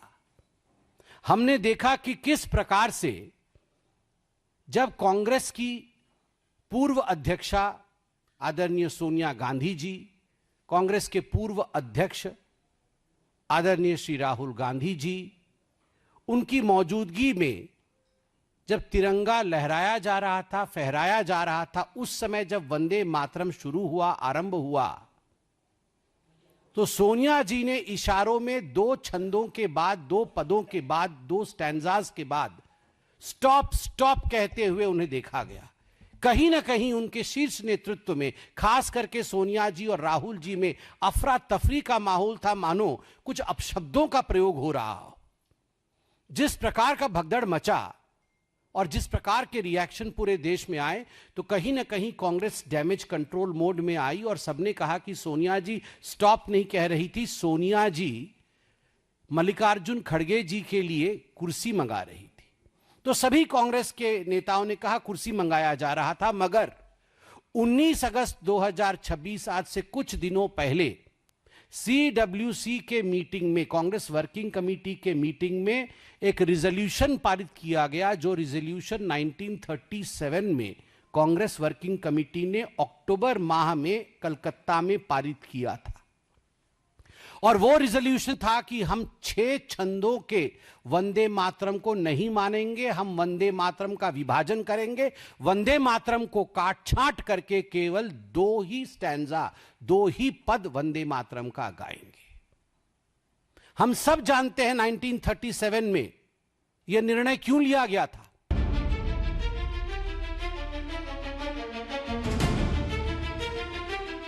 तो क्या गुरु रविन्द्रनाथ एंटी नेशनल थे? क्या सरदार पटेल एंटी नेशनल थे? क्या जो उस वक्त के सारे नेता थे कांग्रेस के वो एंटी नेशनल थे? क्योंकि बाकी का नाम लूंगा तो ये फूक जाते हैं। मैं पंडित जवाहरलाल नेहरू का नाम लूंगा, ये फूक जाएंगे। मैं और अबुल कलाम आज़ाद साहब का नाम लूंगा तो ये उछल जाएंगे। तो मैं तो उनका नाम ले रहा हूं जिनका भेज धरा था, आपने भेज धरा था ना प्रधानमंत्री जी ने गुरु रविन्द्रनाथ टैगोर का, तो मैं उनका नाम ले रहा हूं। क्या वो एंटी नेशनल थे? उन्होंने ही ये प्रस्ताव रखा था, उन्हीं की सलाह के ऊपर। सुभाष चंद्र बोस जी एंटी नेशनल थे। सुभाष चंद्र बोस ने ये बात पूछी थी और सुभाष चंद्र बोस के पूछने पर गुरु रविन्द्रनाथ ने टैगोर ने सलाह दी थी कि इन 2 छंदों को रखा है, क्योंकि भारत एक धर्मनिरपेक्ष राष्ट्र होगा जिसके अंदर सभी लोगों का समावेश होगा, जिसके अंदर हिंदू मुसलमान सब लोगों को अपनी इबादत का इख्तियार होगा। तो उसी के ऊपर होगा। ನೋಡಿ, ಯಾವ ಆಧಾರದ ಮೇಲೆ ಕೇಳಿದರೆ ನಮಗಂತೂ ಯಾವುದು ಮಾಹಿತಿ ಇಲ್ಲ। ಯಾಕಂದರೆ CBI ಪ್ರಾಸಿಕ್ಯೂಷನ್ ಕೇಳಬೇಕಂದ್ರೆ ಸ್ಟೇಟ್ ಇನ್ಫಾರ್ಮೇಷನ್ ಸ್ಟೇಟಿಗೆ ಫಸ್ಟ್ ಬರೀಬೇಕು, ಅವರು ತನಿಖೆ ಮಾಡಬೇಕಂದ್ರೂ ಕೂಡ ಸ್ಟೇಟಿಗೆ ಫಸ್ಟ್ ಬರೀಬೇಕು। ನಾನು ಪದೇ ಪದೇ ತಮ್ಮ ಮುಖಾಂತರ ಇದು ತಿಳಿಸ್ಲಿಕ್ಕೆ ನಾನು ಬಯಸ್ತಾ ಇದ್ದೀನಿ, CBI ಅವರೇ ಖುದ್ದಾಗಿ ಹಿಂದಿನ ಚೀಫ್ ಸೆಕ್ರೆಟರಿ ಆದಂಥ ರಜನೀಶ್ ಗೋಯಲ್ ಅವರಿಗೆ ಪತ್ರ ಬರೆದಿದ್ರು, ದಯವಿಟ್ಟು ಯಾವುದೇ ಕೇಸು ನಮಗೆ ಕೊಡ್ಲಿಕ್ಕೆ ಹೋಗಬೇಡಿ, ಅಕಸ್ಮಾತ್ ಕೊಟ್ಟರೆ ಎಲ್ಲ ಸಿಬ್ಬಂದಿಗಳು ಕೂಡ ಇನ್ಕ್ಲೂಡಿಂಗ್ ಇನ್ವೆಸ್ಟಿಗೇಷನ್ ಆಫೀಸರ್ಸು ನೀವೇ ಕೊಡಬೇಕಾಗುತ್ತೆ ಅಂತ ಹೇಳಿದ್ರು। ಅಂದರೆ ನಾವು ಇನ್ವೆಸ್ಟಿಗೇಷನ್ ಆಫೀಸರ್ಸು ನಾವೇ ಕೊಡಬೇಕು ಅಂದರೆ ನಾವೇ ಮಾಡ್ದಂಗಲ್ವಾ ತನಿಖೆ? ನೀವೇ ನಾವು देश की एकता के साथ, देश की अस्मिता के साथ, देश की स्वाभिमान के साथ कभी खड़ी नहीं रहा है। तुष्टीकरण की राजनीति कांग्रेस सदैव करते आई है। ये तो नग्न तुष्टीकरण की पराकाष्ठा है। कांग्रेस पार्टी की नकाब देशवासियों के सामने खुल गई है। There is another major element in the BJP's resolution. The party points to the 2026 amendment to the law dealing with insults to national honor. The BJP says the amendment gives Vande Mataram legal protection and makes intentional disruption of its singing punishable. Its argument is that a Congress Working Committee resolution dating back to 1937 cannot take precedence over a law passed by Parliament in 2026.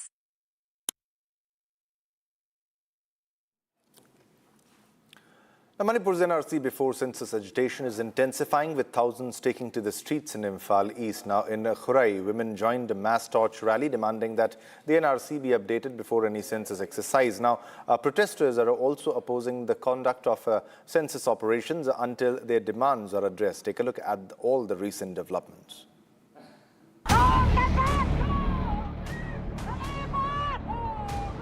The NRC before census campaign is gathering momentum in Manipur. In Khurai, Imphal East, thousands of women took onto the streets in a mass torch-bearing rally demanding updation of the NRC before any census operation. With the torches in their hands, protesters marched through the streets, raising one clear slogan: no NRC, no census. The mobilization comes amid growing opposition on the ongoing census process in the state. The groups leading the campaign argue that questions surrounding citizenship and undocumented migration must be addressed before the population is counted. They have also raised concerns over the status of internally displaced people, arguing that present circumstances would affect the accuracy of the census. The protesters are demanding that the sequence be reversed, NRC updation first, census later. The campaign has already included rallies, shutdown calls, and a boycott of the government offices. And as the mobilization grows, security forces have been deployed in the area and kept on high alert to prevent any untoward incident.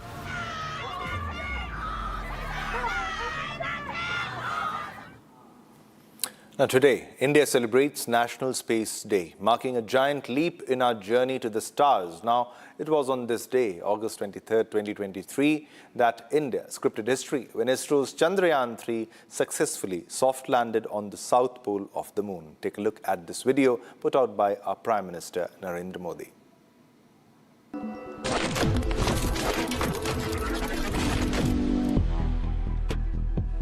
मैंने अयोध्या में कहा था, ये नए काल चक्र की शुरुआत है।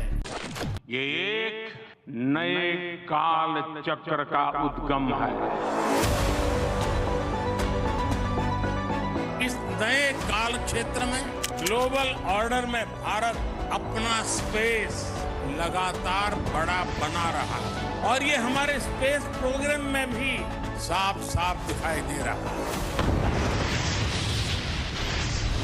हम सब ने मिलकर 2047 तक भारत को विकसित राष्ट्र बनाने का संकल्प लिया। इस संकल्प को सिद्धि तक पहुंचाने में स्पेस सेक्टर की भूमिका बहुत बड़ी है। आज ये जेन जी इंजीनियर्स, जेन जी डिजाइनर्स, जेन जी कोडर्स और जेन जी साइंटिस्ट नई नई टेक्नोलॉजी बना रहे हैं। प्रोपल्सन सिस्टम हो, कंपोजिट मटेरियल्स हो, रॉकेट स्टेजेज हो, सैटेलाइट प्लेटफॉर्म्स हो, भारत का युवा आज उन क्षेत्रों में काम कर रहा है जिनकी कुछ साल पहले कल्पना भी संभव नहीं थी। भारत का प्राइवेट स्पेस टैलेंट पूरी दुनिया में अपनी अलग पहचान बना रहा है। आज ग्लोबल इन्वेस्टर्स के लिए भारत का स्पेस सेक्टर एक अट्रैक्टिव डेस्टिनेशन बन रहा है। इसरो की सफलता देखकर कितने ही बच्चों के मन में ये बात आती है कि बड़ा होकर मैं भी साइंटिस्ट बनूंगा। वो रॉकेट का काउंटडाउन लाखों लाख बच्चों को प्रेरित करता है। हर घर में कागज के हवाई जहाज उड़ाने वाला जो एरोनॉटिकल इंजीनियर है, बड़ा होकर आप जैसा इंजीनियर बनना चाहता है, साइंटिस्ट बनना चाहता है। हाथ में तिरंगा है, अंतरिक्ष है, 140 करोड़ देशवासियों का सपना है, वही हम सबका संकल्प है।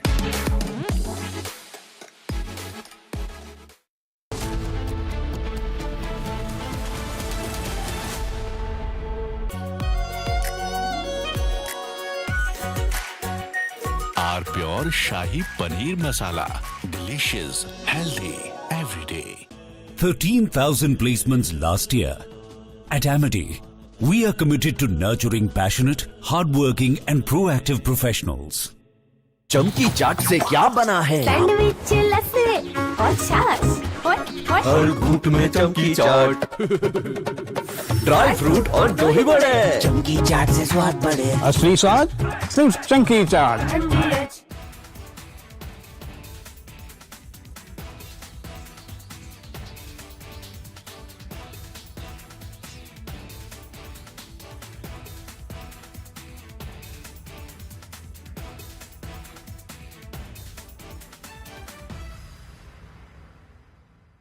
Bharatiya Janata Party has accused the Congress of paying social media influencers 25,000 rupees to attend Rahul Gandhi's Chhatron Ki Goonj program in Pune, which is scheduled on August 22nd.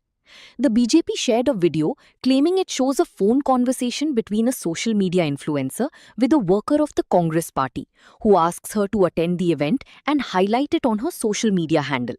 The person on the other side of the phone can be heard telling the social media influencer that she will be paid 25,000 rupees to attend the event in Pune. 25 you said, and the travel cost. So can you make it everything in 25 and then you can go? Okay. And how would the payment process be done? Payment will be after the event, 1 or 2 days after the event. And I will make the payment. I will ask your account details or UPI ID and I will make the payment. Okay. And there I will share a contact of a person. He will connect with you and he will guide you. He will provide you the pass and all. Okay. All right. So will I get an official email to attend this? Because... No official email. You direct reach at the venue. I will share the location and there our person will contact with you. Okay. I will share that person number to you also. But what exactly I have to do over there? Just attend or I have to do something? No. You not just attend. You have to highlight the event, like make 2 or 3 videos. One, the Rahul Gandhi ji will be speaking, to record some part from there and some part from crowd. And you can make some opinion video, like talking to some people, how students especially, there are girl student invited. So you can talk to them how they are feeling about the event, Rahul Gandhi ji and all.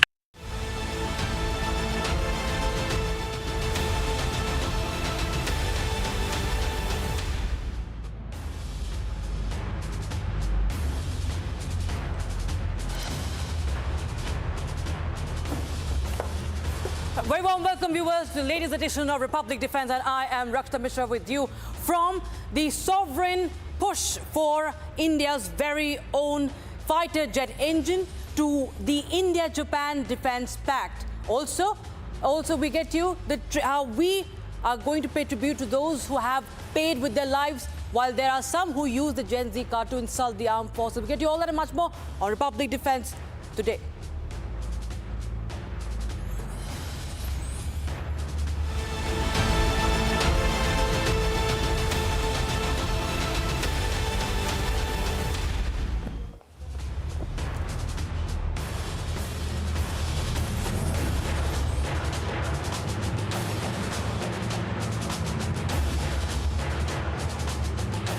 So starting with the breakthrough that's in sight as far as the indigenous fighter jet engine is concerned. The AMCA project, it's a major update coming in. Now, Reliance, in partnership with Rolls-Royce, have announced their intent. It's just an intent that has been indicated to join hands and offer capabilities for design, development and manufacturing a sovereign indigenous combat engine for India's ambitious AMCA program. Now, as part of this partnership, Reliance and Rolls-Royce will explore the formation of a dedicated aerospace gas turbine complex that will be a center of excellence for power and propulsion technology in India. But why, viewers, is this offer significant? And let us first tell you what's the AMCA about, because it's an ambitious project for India. And AMCA, viewers, as we have time and again covered on our defense, is the Advanced Medium Combat Aircraft. It's indigenously developed 5th generation stealth fighter aircraft. It's a twin-engine multi-role stealth fighter, multi-mission aircraft, including maritime stealth, ability to fly at supersonic speeds without the afterburners. It's AI-assisted state-of-the-art sensor fusion and multispectral camouflage capacity. Now, the initial batches of the AMCA jet are likely to have the GE F414 engine. That's again, we imported from America. Now, viewers, the roadmap to AMCA is a prototype that is being that could be rolled out as soon as 2027 to 2029. Talking about the first flight, when do we expect the first flight? That's 2028 to 2029. Flight testing and certification, 2029 to 2032. So there's a lot of time, viewers, for that. Limited series production around 2033. Full-scale induction into Indian Air Force expected 2034 to 2035. So 10 years from now is what we expect that India could have its own AMCA fighter jet engine. This is India's very own fighter jet for the first time. Now, viewers, what has happened is that India's defense collaboration with US firm GE Aerospace centers on 2 major jet engine frameworks. A $1 billion procurement contract that has been signed in November 2025 for 113 F404, that is F404 engines to power the Tejas Mark 1A jets. There has been a delay for a reason, viewers.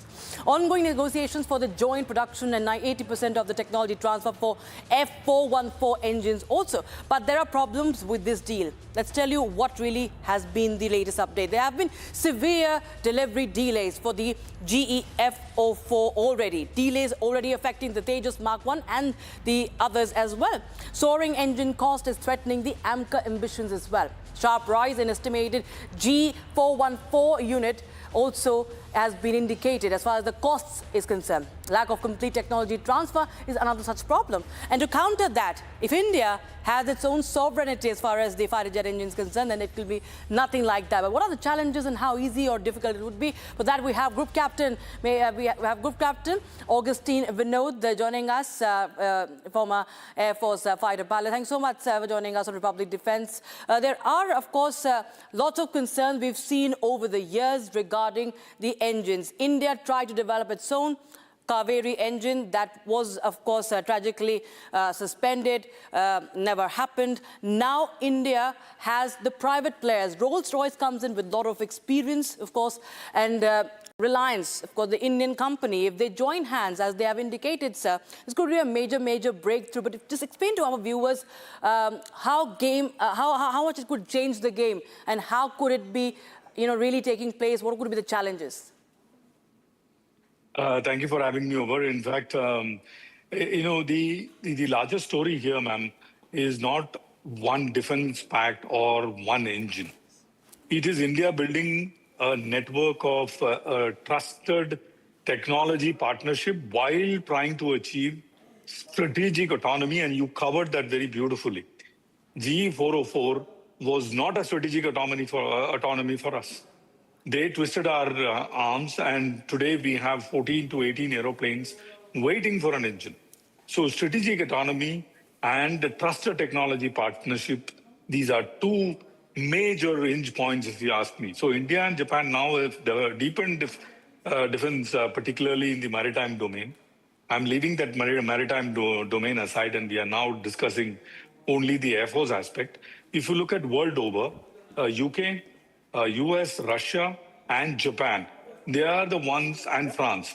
They are the 5 countries which develop indigenous engines, out of which only Japan has the potential to give us technology transfer as well as give us the strategic autonomy. Why I say this? Because out of the 5 countries, only Japan does not produce engines in numbers, which means their go-to-market probably has not been accurate or good. Therefore, they are producing limited. So they are also hungry to sell. So I feel this signatory will take us forward. Now bring the Rolls-Royce into this mix. So Rolls-Royce is a separate and potentially much bigger story, that is developing for India's air power. Rolls-Royce and the Reliance have announced their intent to develop and manufacture a sovereign combat engine. So HAL is out of the question. GTR is out of the question. A private player has come in. So this private player, I'm sure, will take, take bull by the horn and produce the engine well before time, keeping my fingers crossed. So there is also an aerospace gas turbine complex in India covering the design, development, testing, manufacturing, and through life support. And they are all different verticals, let me tell you, requiring a different kind of expertise.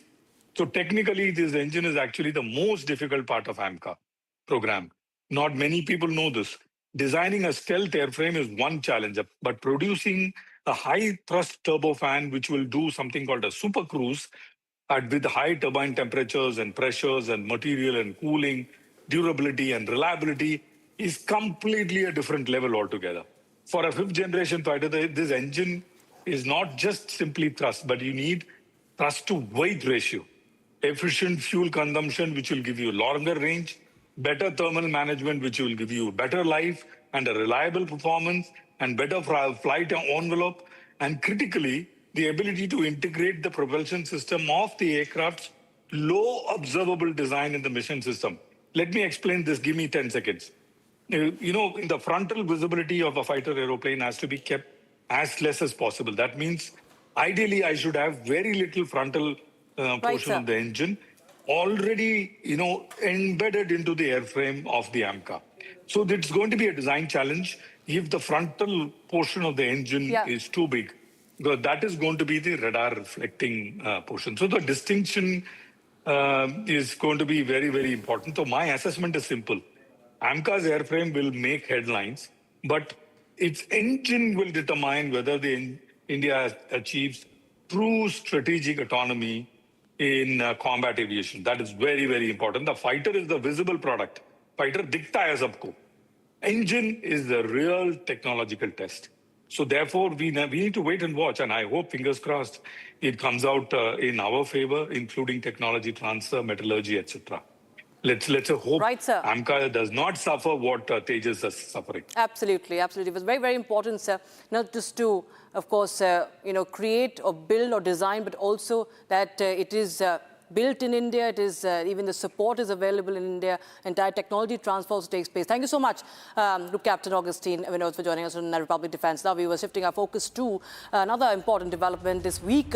India and Japan have significantly tightened their strategic embrace by signing a landmark defence pact. It's a maritime security cooperation agreement in New Delhi. Now, Japan's Defence Minister Shinjiro Koizumi visited New Delhi 19th of August to 20th of August, and during this visit, New Delhi and Tokyo inked this key pact aiming to counter the rising regional challenges and secure vital oceanic trade routes.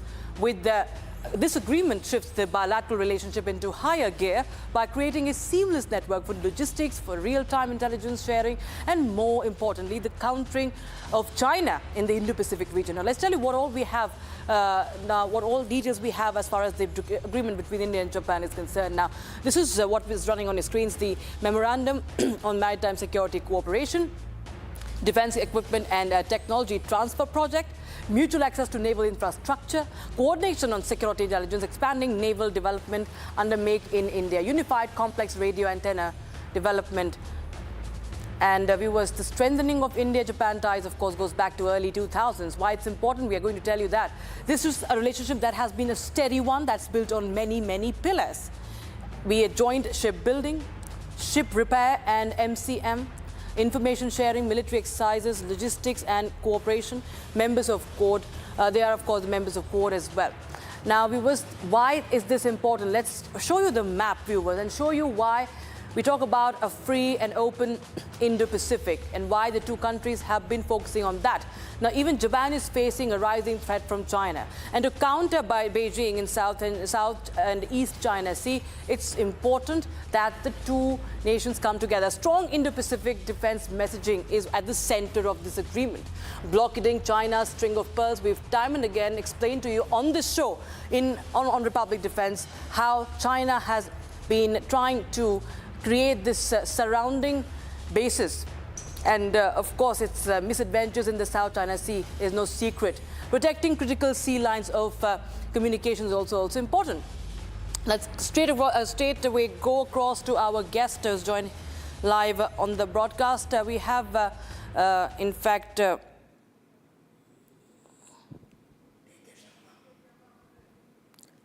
okay, we have Captain D.K. Sharma joining us, former spokesperson of the Indian Navy. Thank you so much for joining us. So we've seen the bonhomie between the Indian Prime Minister and his Japanese counterpart, and now the defense ministers also meeting together. We've seen India mentioning Indo-Pacific time and again in, with its eastern partners also. How do you see the importance of Japan now as far as securing the seas are concerned and countering the dragon is also concerned? Well, good afternoon to you, Rakshita. As very correctly brought out by you, that this partnership or this, Indo-Japan ties are now going next level, like from bilaterals to now they are defense strategic level. And as you have brought out, it is the memorandum of agreement which has been signed recently, which is an extension of the acquisition and cross-servicing agreement, which means that beyond that, we are now going in for maritime security cooperation, which includes maritime domain awareness, operational ties, search and rescue arrangements, and should there be a need, humanitarian aid and disaster relief. And also, when we are talking about Indo-Japan ties, we are doing exercises and beyond Quad. You see, that's a quadrilateral between Indo, US, Australia, and Japan. But now we have our GIMEX. Army does an exercise that is called Dharma Guardian. Air Force does an exercise, Veer Guardian. So we are now taking steps further to make sure that the threat from the dragon, which we are talking about, is, you know that everybody of us knows that the number one economy is China, and they are now using coercive means in South China Sea and trying to come out of that also. But if we have a tie-up, if India and Japan has a tie-up, then that means that all the traffic which is going, the commercial traffic, which is coming in from North Pacific towards South China Sea and then moving into Indian Ocean. And if two of us powers can join hands and do the intelligence, surveillance, reconnaissance, and keep an eye on the assets which are moving over here, that gives us a huge advantage and leverage. And you see, if you do the beam counting, yes, they have the maximum number of hulls, but do they have the capacity? They don't. That is much, we are much more superior. Indian Navy is much more superior. So is the Japanese Navy.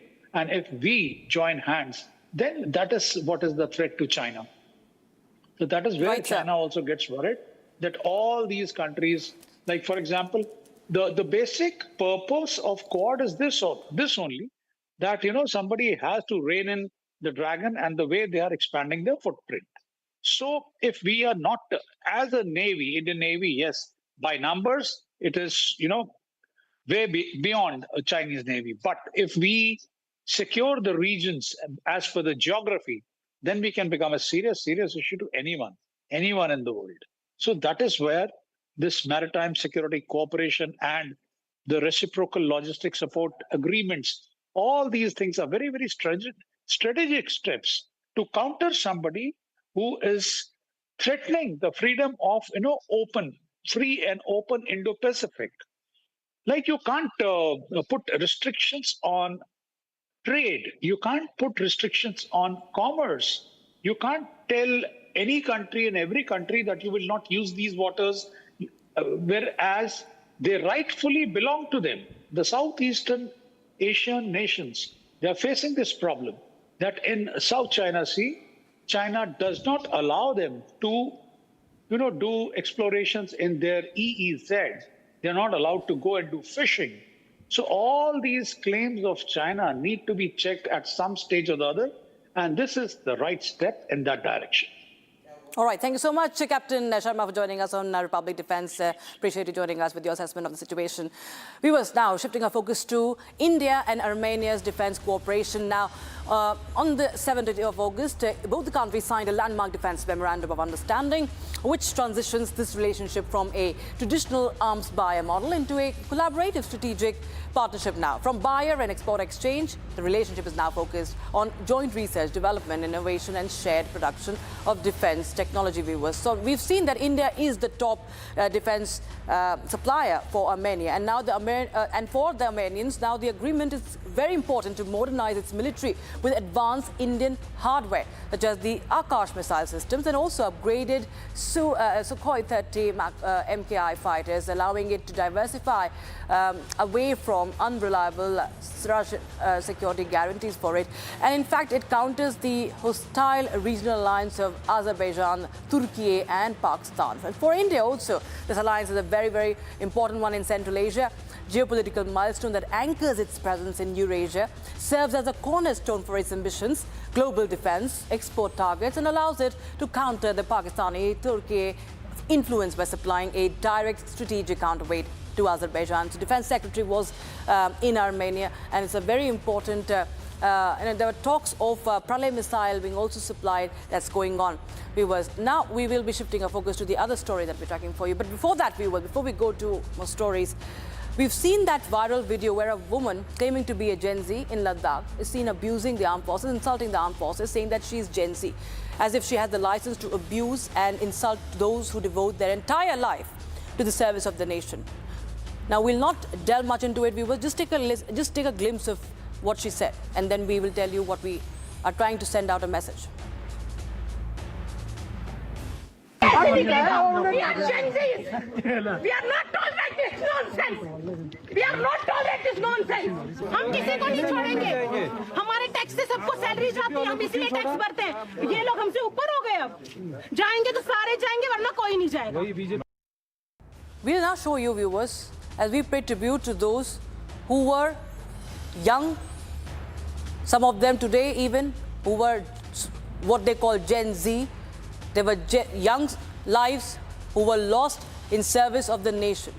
These are the individuals, these are our heroes, the young blood who paid with their lives. And we talk about Vijay and Thakpar, what happened in Kargil. Out of those who died, most of them who laid down their lives were young. Subedar Major Yogendra Singh is a living hero. He was in his early 20s. Major Sandeep Unikrishnan laid down his life. And they were all young lives. 22-year-old Captain Vijay Thapar, I told you about, he was deployed during the 1999 Kargil War to recapture high-altitude peaks from entrenched enemy infiltrators. Minutes before walking into the gunfire, Captain Thapar had written a poignant final letter to his family, where he famously said that by the time you get this letter, I'll be observing you from the sky. Even if I become a human again, I'll join the army and fight for the nation. This was the spirit of the youngster. In August 2011, viewers, 24-year-old Lieutenant Navdeep Singh of the Army Ordnance Corps, serving with 50 Maratha Light Infantry, led an ambush against a group of heavily armed terrorists infiltrating across the line of control in the Ghore sector of Jammu and Kashmir. Navdeep allowed the terrorists to advance within close range before opening fire, eliminating 3 terrorists himself. When he saw an insurgent aiming at his team, he put himself directly in line of fire, taking a bullet to the head. Despite that fatal injury, he killed a 4th terrorist. Before he laid down his life, he pulled his comrade to safety before he lost consciousness. Subedar Major Yogendra Singh, honorary captain today. Everybody knows the capture of Tiger Hill, the heroic story. While he was facing bullets, faced several injuries, but he made sure that India reclaims its own territories. We have so many of such examples, viewers, and we are telling this today because we want to remind those who try to play the Gen Z card or any sort of card to insult the armed forces. Those who are at 15,000 feet, 18,000 feet serving the nation, those people who are insulting them today know nothing about it. And we are showing you these visuals that we, the nationalist youth, and everyone who's a nationalist or patriot, they all remember the sacrifice of the young blood. With that, viewers, that's all the time we have today in Armed Republic Defense. We will be sipping a short break, but thank you so much for watching. Jai Hind.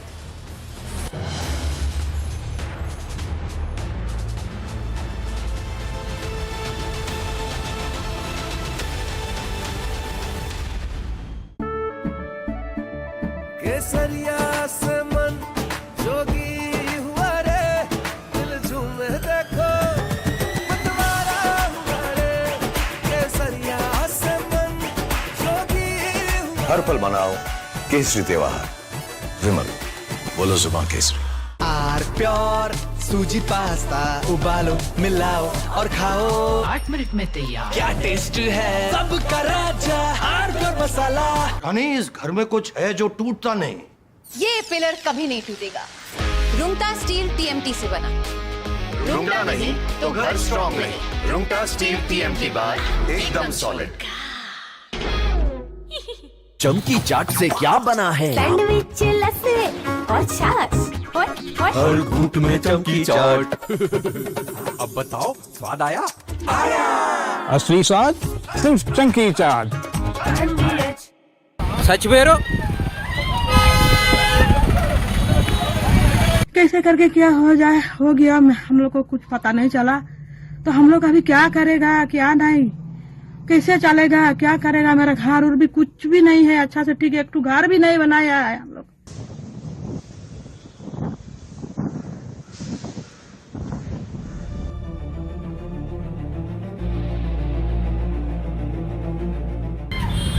Stop. Hey, useless fellow. Mind on the howle. Such vero.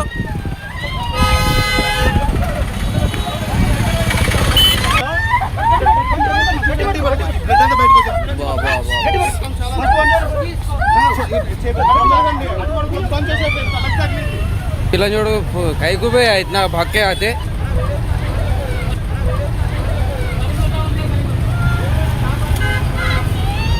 मर गए।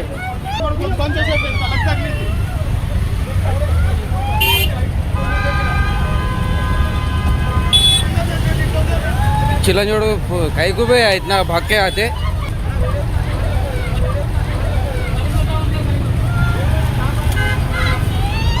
मर गए।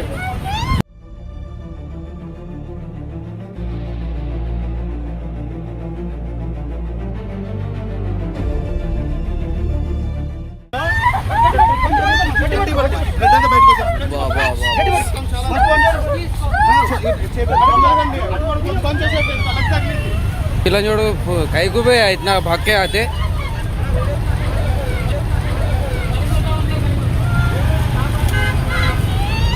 मर गए। जना कर रहा था, पैसा भी भेज रहा था, मेरा बात सब कुछ मतलब क्या बोलता है जो समझ रहा था। मेरा बेटा लोगों का भी, उसका पापा का भी कुछ तकलीफ होने से फोन करने से साथ साथ पैसा भेज देता था। तो हम लोग को उसका भरोसे में सब कोई था। कैसे करके मेरा बेटी को कैसे वो काम, उसका कंपनी से उसका काम ऑन था, लंच करने जा रहा था।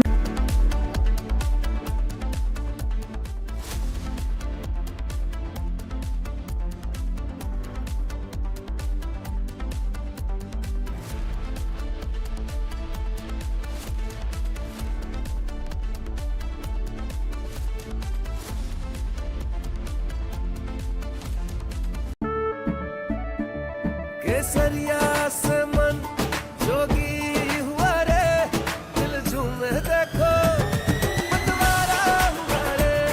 केसरिया से मन जोगी हुआ। हर पल मनाओ केसरी त्योहार।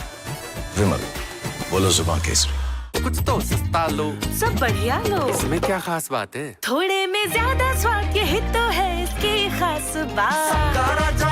और मसाला। Electricity bill paid. Really?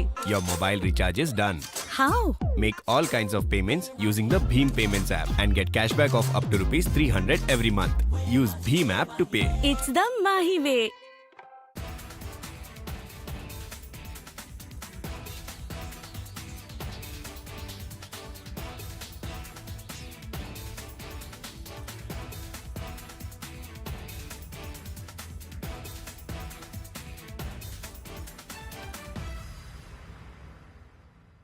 Bharatiya Janata Party has accused the Congress of paying social media influencers 25,000 rupees to attend Rahul Gandhi's Chhatron Ki Goonj program in Pune, which is scheduled on August 22nd. The BJP shared a video claiming it shows a phone conversation between a social media influencer with a worker of the Congress party, who asks her to attend the event and highlight it on her social media handle. The person on the other side of the phone can be heard telling the social media influencer that she will be paid 25,000 rupees to attend the event in Pune. If you said and the travel cost, so can you make it everything in 25 and then you can go? Okay, and how would the payment process be done? Payment will be after the event, 1 or 2 days after the event, and I will make the payment. I will ask your account details or UPI ID and I will make the payment. Okay. And there I will share a contact of a person. He will connect with you and he will guide you. He will provide you the pass and all. Okay. All right. So will I get an email, official email to attend this? Because No official email. You direct reach at the venue. I will share the location, and there our person will contact with you. I will share that person number to you also. But what exactly I have to do over there? Just attend, or I have to do something? No. You not just attend. You have to highlight the event, like make 2 or 3 videos. One, the Rahul Gandhi ji will be speaking, to record some part from there and some part from crowd.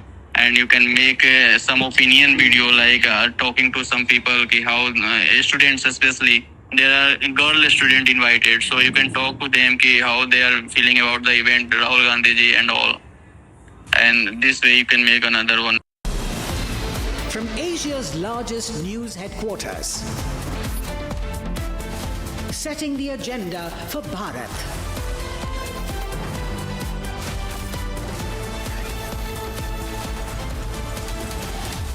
You're watching Republic.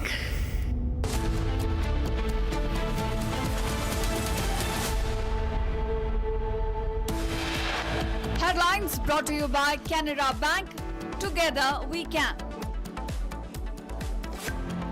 Panama flagship carrying 24 crew members sinks off Odisha's coast in a Navy Coast Guard launch search and rescue operation. At least 2 killed and 5 injured after Ganpati idol falls during arrival procession in Mumbai's Bhuleshwar.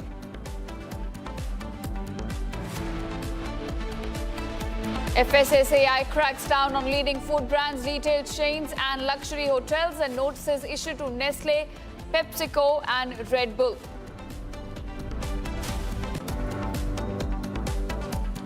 Trouble mounts for CJP as FIR filed against Abhijit Dipke and CJP for barging into government school.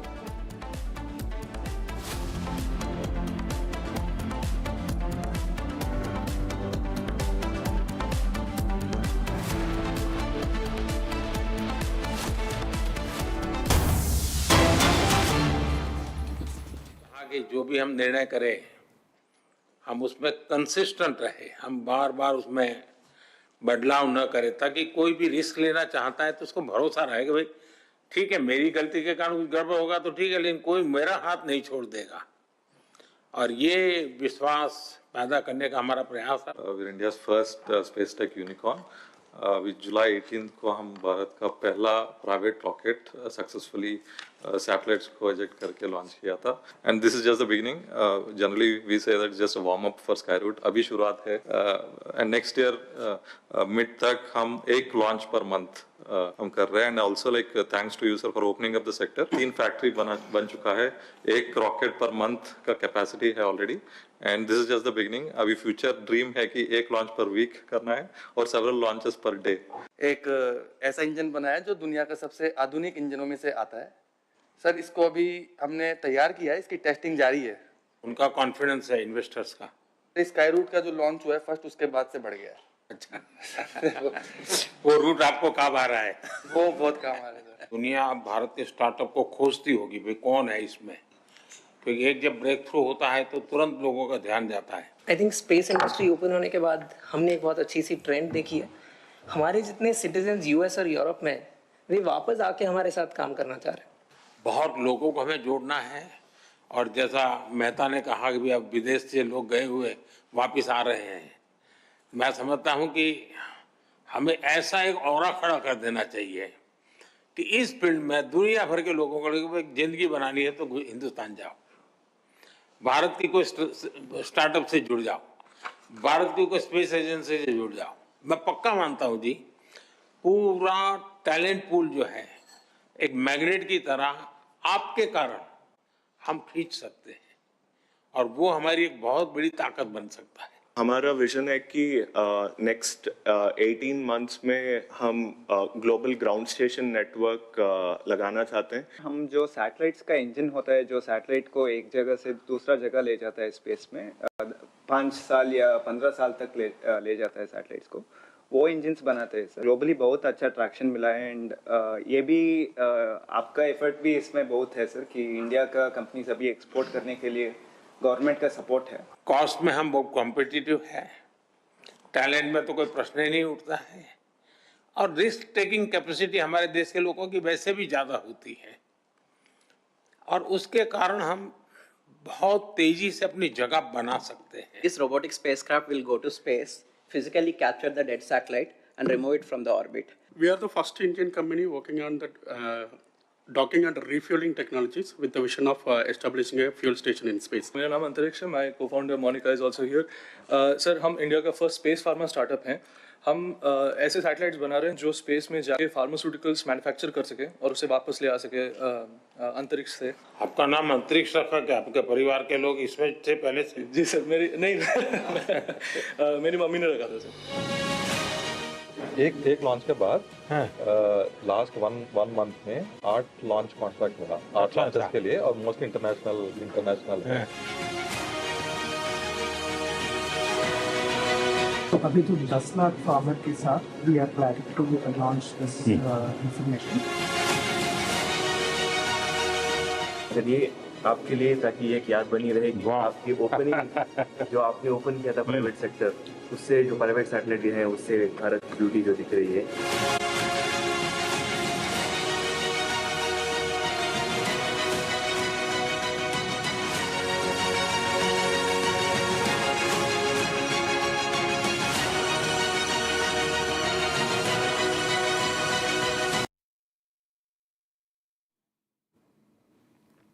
All right, that was Prime Minister Modi, in fact, interacting with the space startup CEOs, talking about the ecosystem that India has built around space achievements. Prime Minister Modi, in fact, talked about pushing for space tech for easier and better lives, while also urging that when world thinks space, it must look towards India.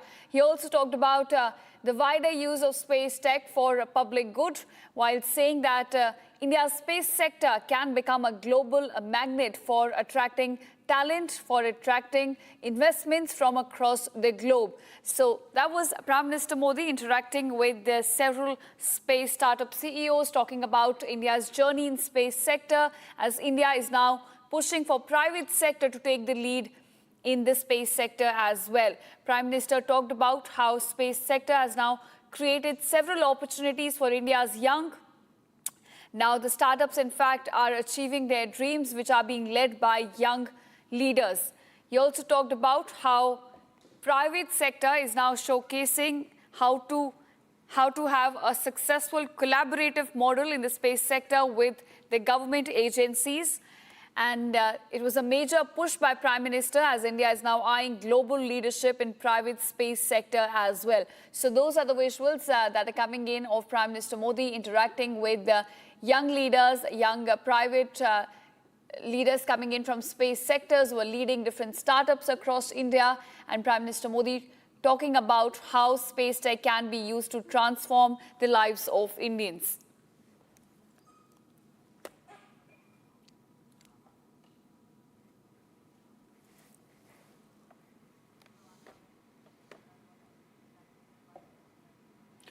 All right, so those are the visuals that we're getting in of Prime Minister Modi, as India today marks Space Day, celebrates its dream about its achievements so far in the space sector. We are looking at these visuals coming in of Prime Minister Modi interacting with young leaders who are now achieving different milestones in the space sector. These are leaders coming in from the private sector who are leading different startups across space. I think our space policy is one of the best space policies in the world. I think it's excellent just how much of a backing we have from Prime Minister Modi for the space sectors. Now we are completely capable of competing globally, because policy is not the problem. Now it is up to the startups or the other companies to build out missions. He is able to go through it. Technology तो ठीक है, आम आदमी के लिए कैसे बना सकते हैं? आपने एक नए क्षेत्र में साहस दिखाया है। सबसे बड़ी बात है कि आपने सरकार की बात पे भरोसा किया।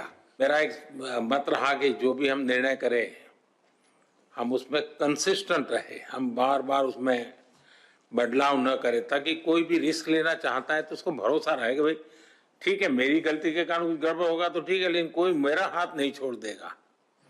और ये विश्वास पैदा करने का हमारा प्रयास है। We're India's first space tech unicorn.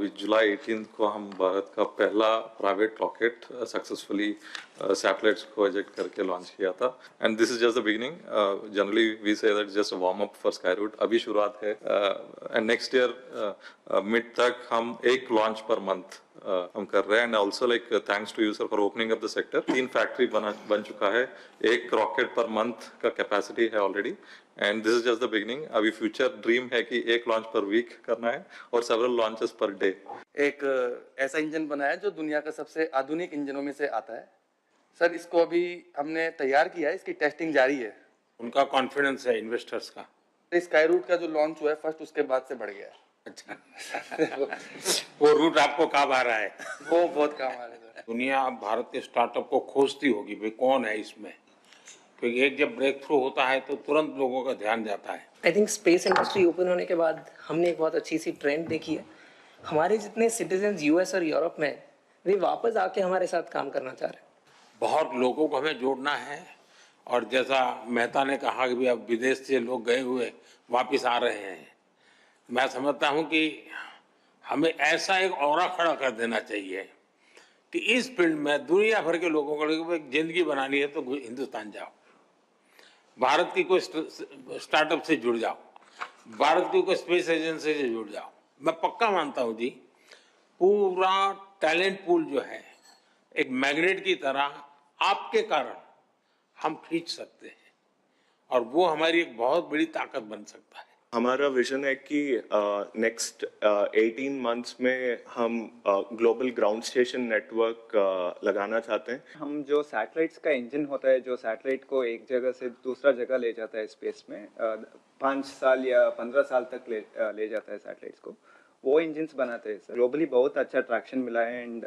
ये भी आपका एफर्ट भी इसमें बहुत है सर कि इंडिया का कंपनीज अभी एक्सपोर्ट करने के लिए गवर्नमेंट का सपोर्ट है कॉस्ट में हम बहुत कॉम्पिटिटिव है टैलेंट में तो कोई प्रश्न ही नहीं उठता है और रिस्क टेकिंग कैपेसिटी हमारे देश के लोगों की वैसे भी ज़्यादा होती है और उसके कारण हम बहुत तेजी से अपनी जगह बना सकते हैं This robotic spacecraft will go to space, physically capture the dead satellite and remove it from the orbit. We are the first Indian company working on the docking and refueling technologies with the vision of establishing a fuel station in space. मेरा नाम अंतरिक्ष है my co-founder Monica is also here sir हम India का first space pharma startup हैं हम ऐसे satellites बना रहे हैं जो स्पेस में जाके फार्मास्यूटिकल्स मैन्युफैक्चर कर सके और उसे वापस ले आ सके अंतरिक्ष से आपका नाम अंतरिक्ष रखा क्या आपके परिवार के लोग इसमें थे पहले से जी सर मेरी नहीं मेरी मम्मी ने रखा था सर एक लॉन्च के बाद लास्ट वन मंथ में 8 लॉन्च कॉन्ट्रैक्ट मिला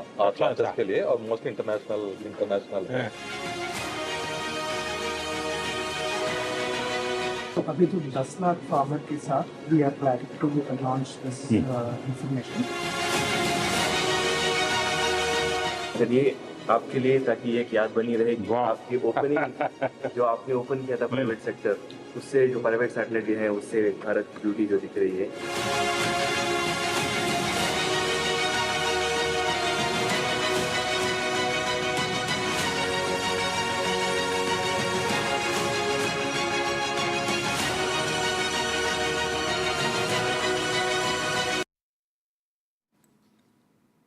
All right, viewers, that was Prime Minister Modi interacting with the space startup CEOs there who highlighted the growing interest shown by people from across the world in adopting and leveraging technologies which are developed by India's space industry. In fact, CEOs are present there with Prime Minister Modi appreciated the decision of opening space sector to private participation, created saying that it's now opened multiple avenues for the young in India to showcase their talent in the space sector.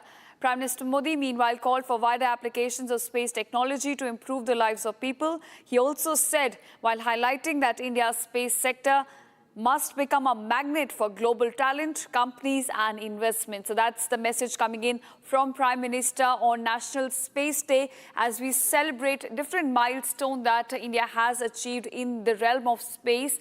Prime Minister Modi says that India's space sector must become a magnet for global talent, companies and investment. In fact, he also says that the private leadership must take the leap, must participate in these achievements that India's space sector is now showcasing to the world.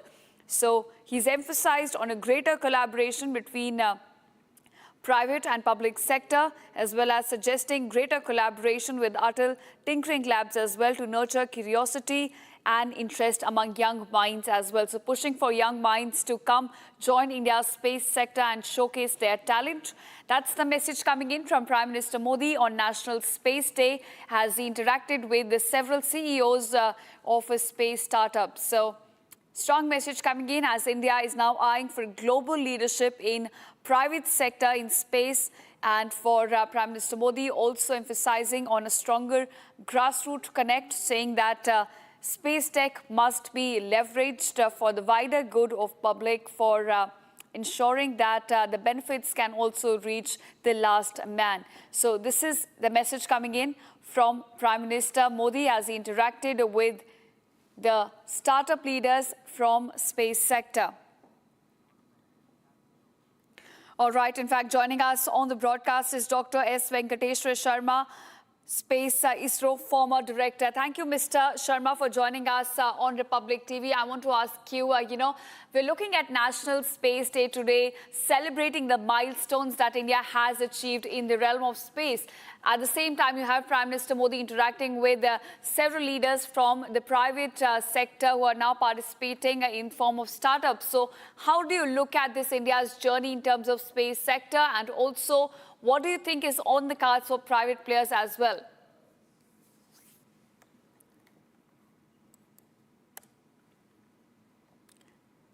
Dr. Sharma, can you hear us? Yeah, I can hear you. Can you hear me? Yes, sir. Yes, sir. We can hear you. Please go ahead. Yeah. If you see, the National Space Day is not merely a celebration of a successful landing on the moon, but I think it is a celebration of India's scientific temperament, technological confidence, and institutional capability. This is the larger perspective which Prime Minister Modi is impressing upon, and that is the fact of it. Chandrayaan demonstrated that India can reach moon with precision and perseverance. The question before us today is how do we convert the capability into national capability that improves the life of every Indian and strengthens India, and also what can be contributed to the entire world. We have touched 145 crore people. If you see the Indian space journey, the phase one, the space for national development, communication, remote sensing, meteorology, agriculture, disaster management, education, navigation, etc., was the first phase of the Indian, journey in the space. And the second phase is the indigenous technological mastery, PSLV, GSLV, cryogenic propulsion, Chandrayaan, Mars orbiter mission, Aditya, navigation, advanced satellites, etc. is the second phase of Indian journey. Now we are in the third phase of the space ecosystem creation, where it is not just the ISRO, but industries in large, institutions in large, and also the startups in large will be participating. The entire ecosystem will open up the entire industry of the space sector into not just India and to the entire world. And the message to the entire world is that we are there and we will definitely be there. It is not that we are going to compete with anybody or anything like that. We can mark, situations in our own way as we did earlier also. If you see 2008, Chandrayaan-1, we found the water which nobody else had found even before that, 3 decades before NASA had landed. But we were the first people to go to Mars in 2014, the first attempt. And now we were the first in the world to land on South Pole on 23rd of August. And that is the type of, the capability and capacity this country has, which will be, demonstrated to the entire world. Right, so, I agree with you. From Chandrayaan to Mangal mission, there's a lot that India has achieved in the space sector. But I want to ask you, Prime Minister Modi today said that India's space sector must become a magnet for global talent and investment, especially in regard to private partnership. So, your quick takeaway from this message of Prime Minister, and also what are we looking forward as far as India's space journey is concerned?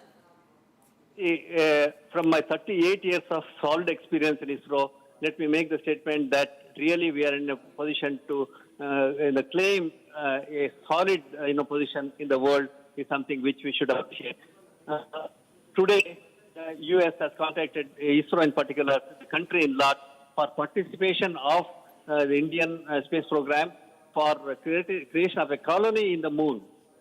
Please believe me that this is happening, and India is going to be a major player, and that's how we are going to demonstrate. And also, Artemis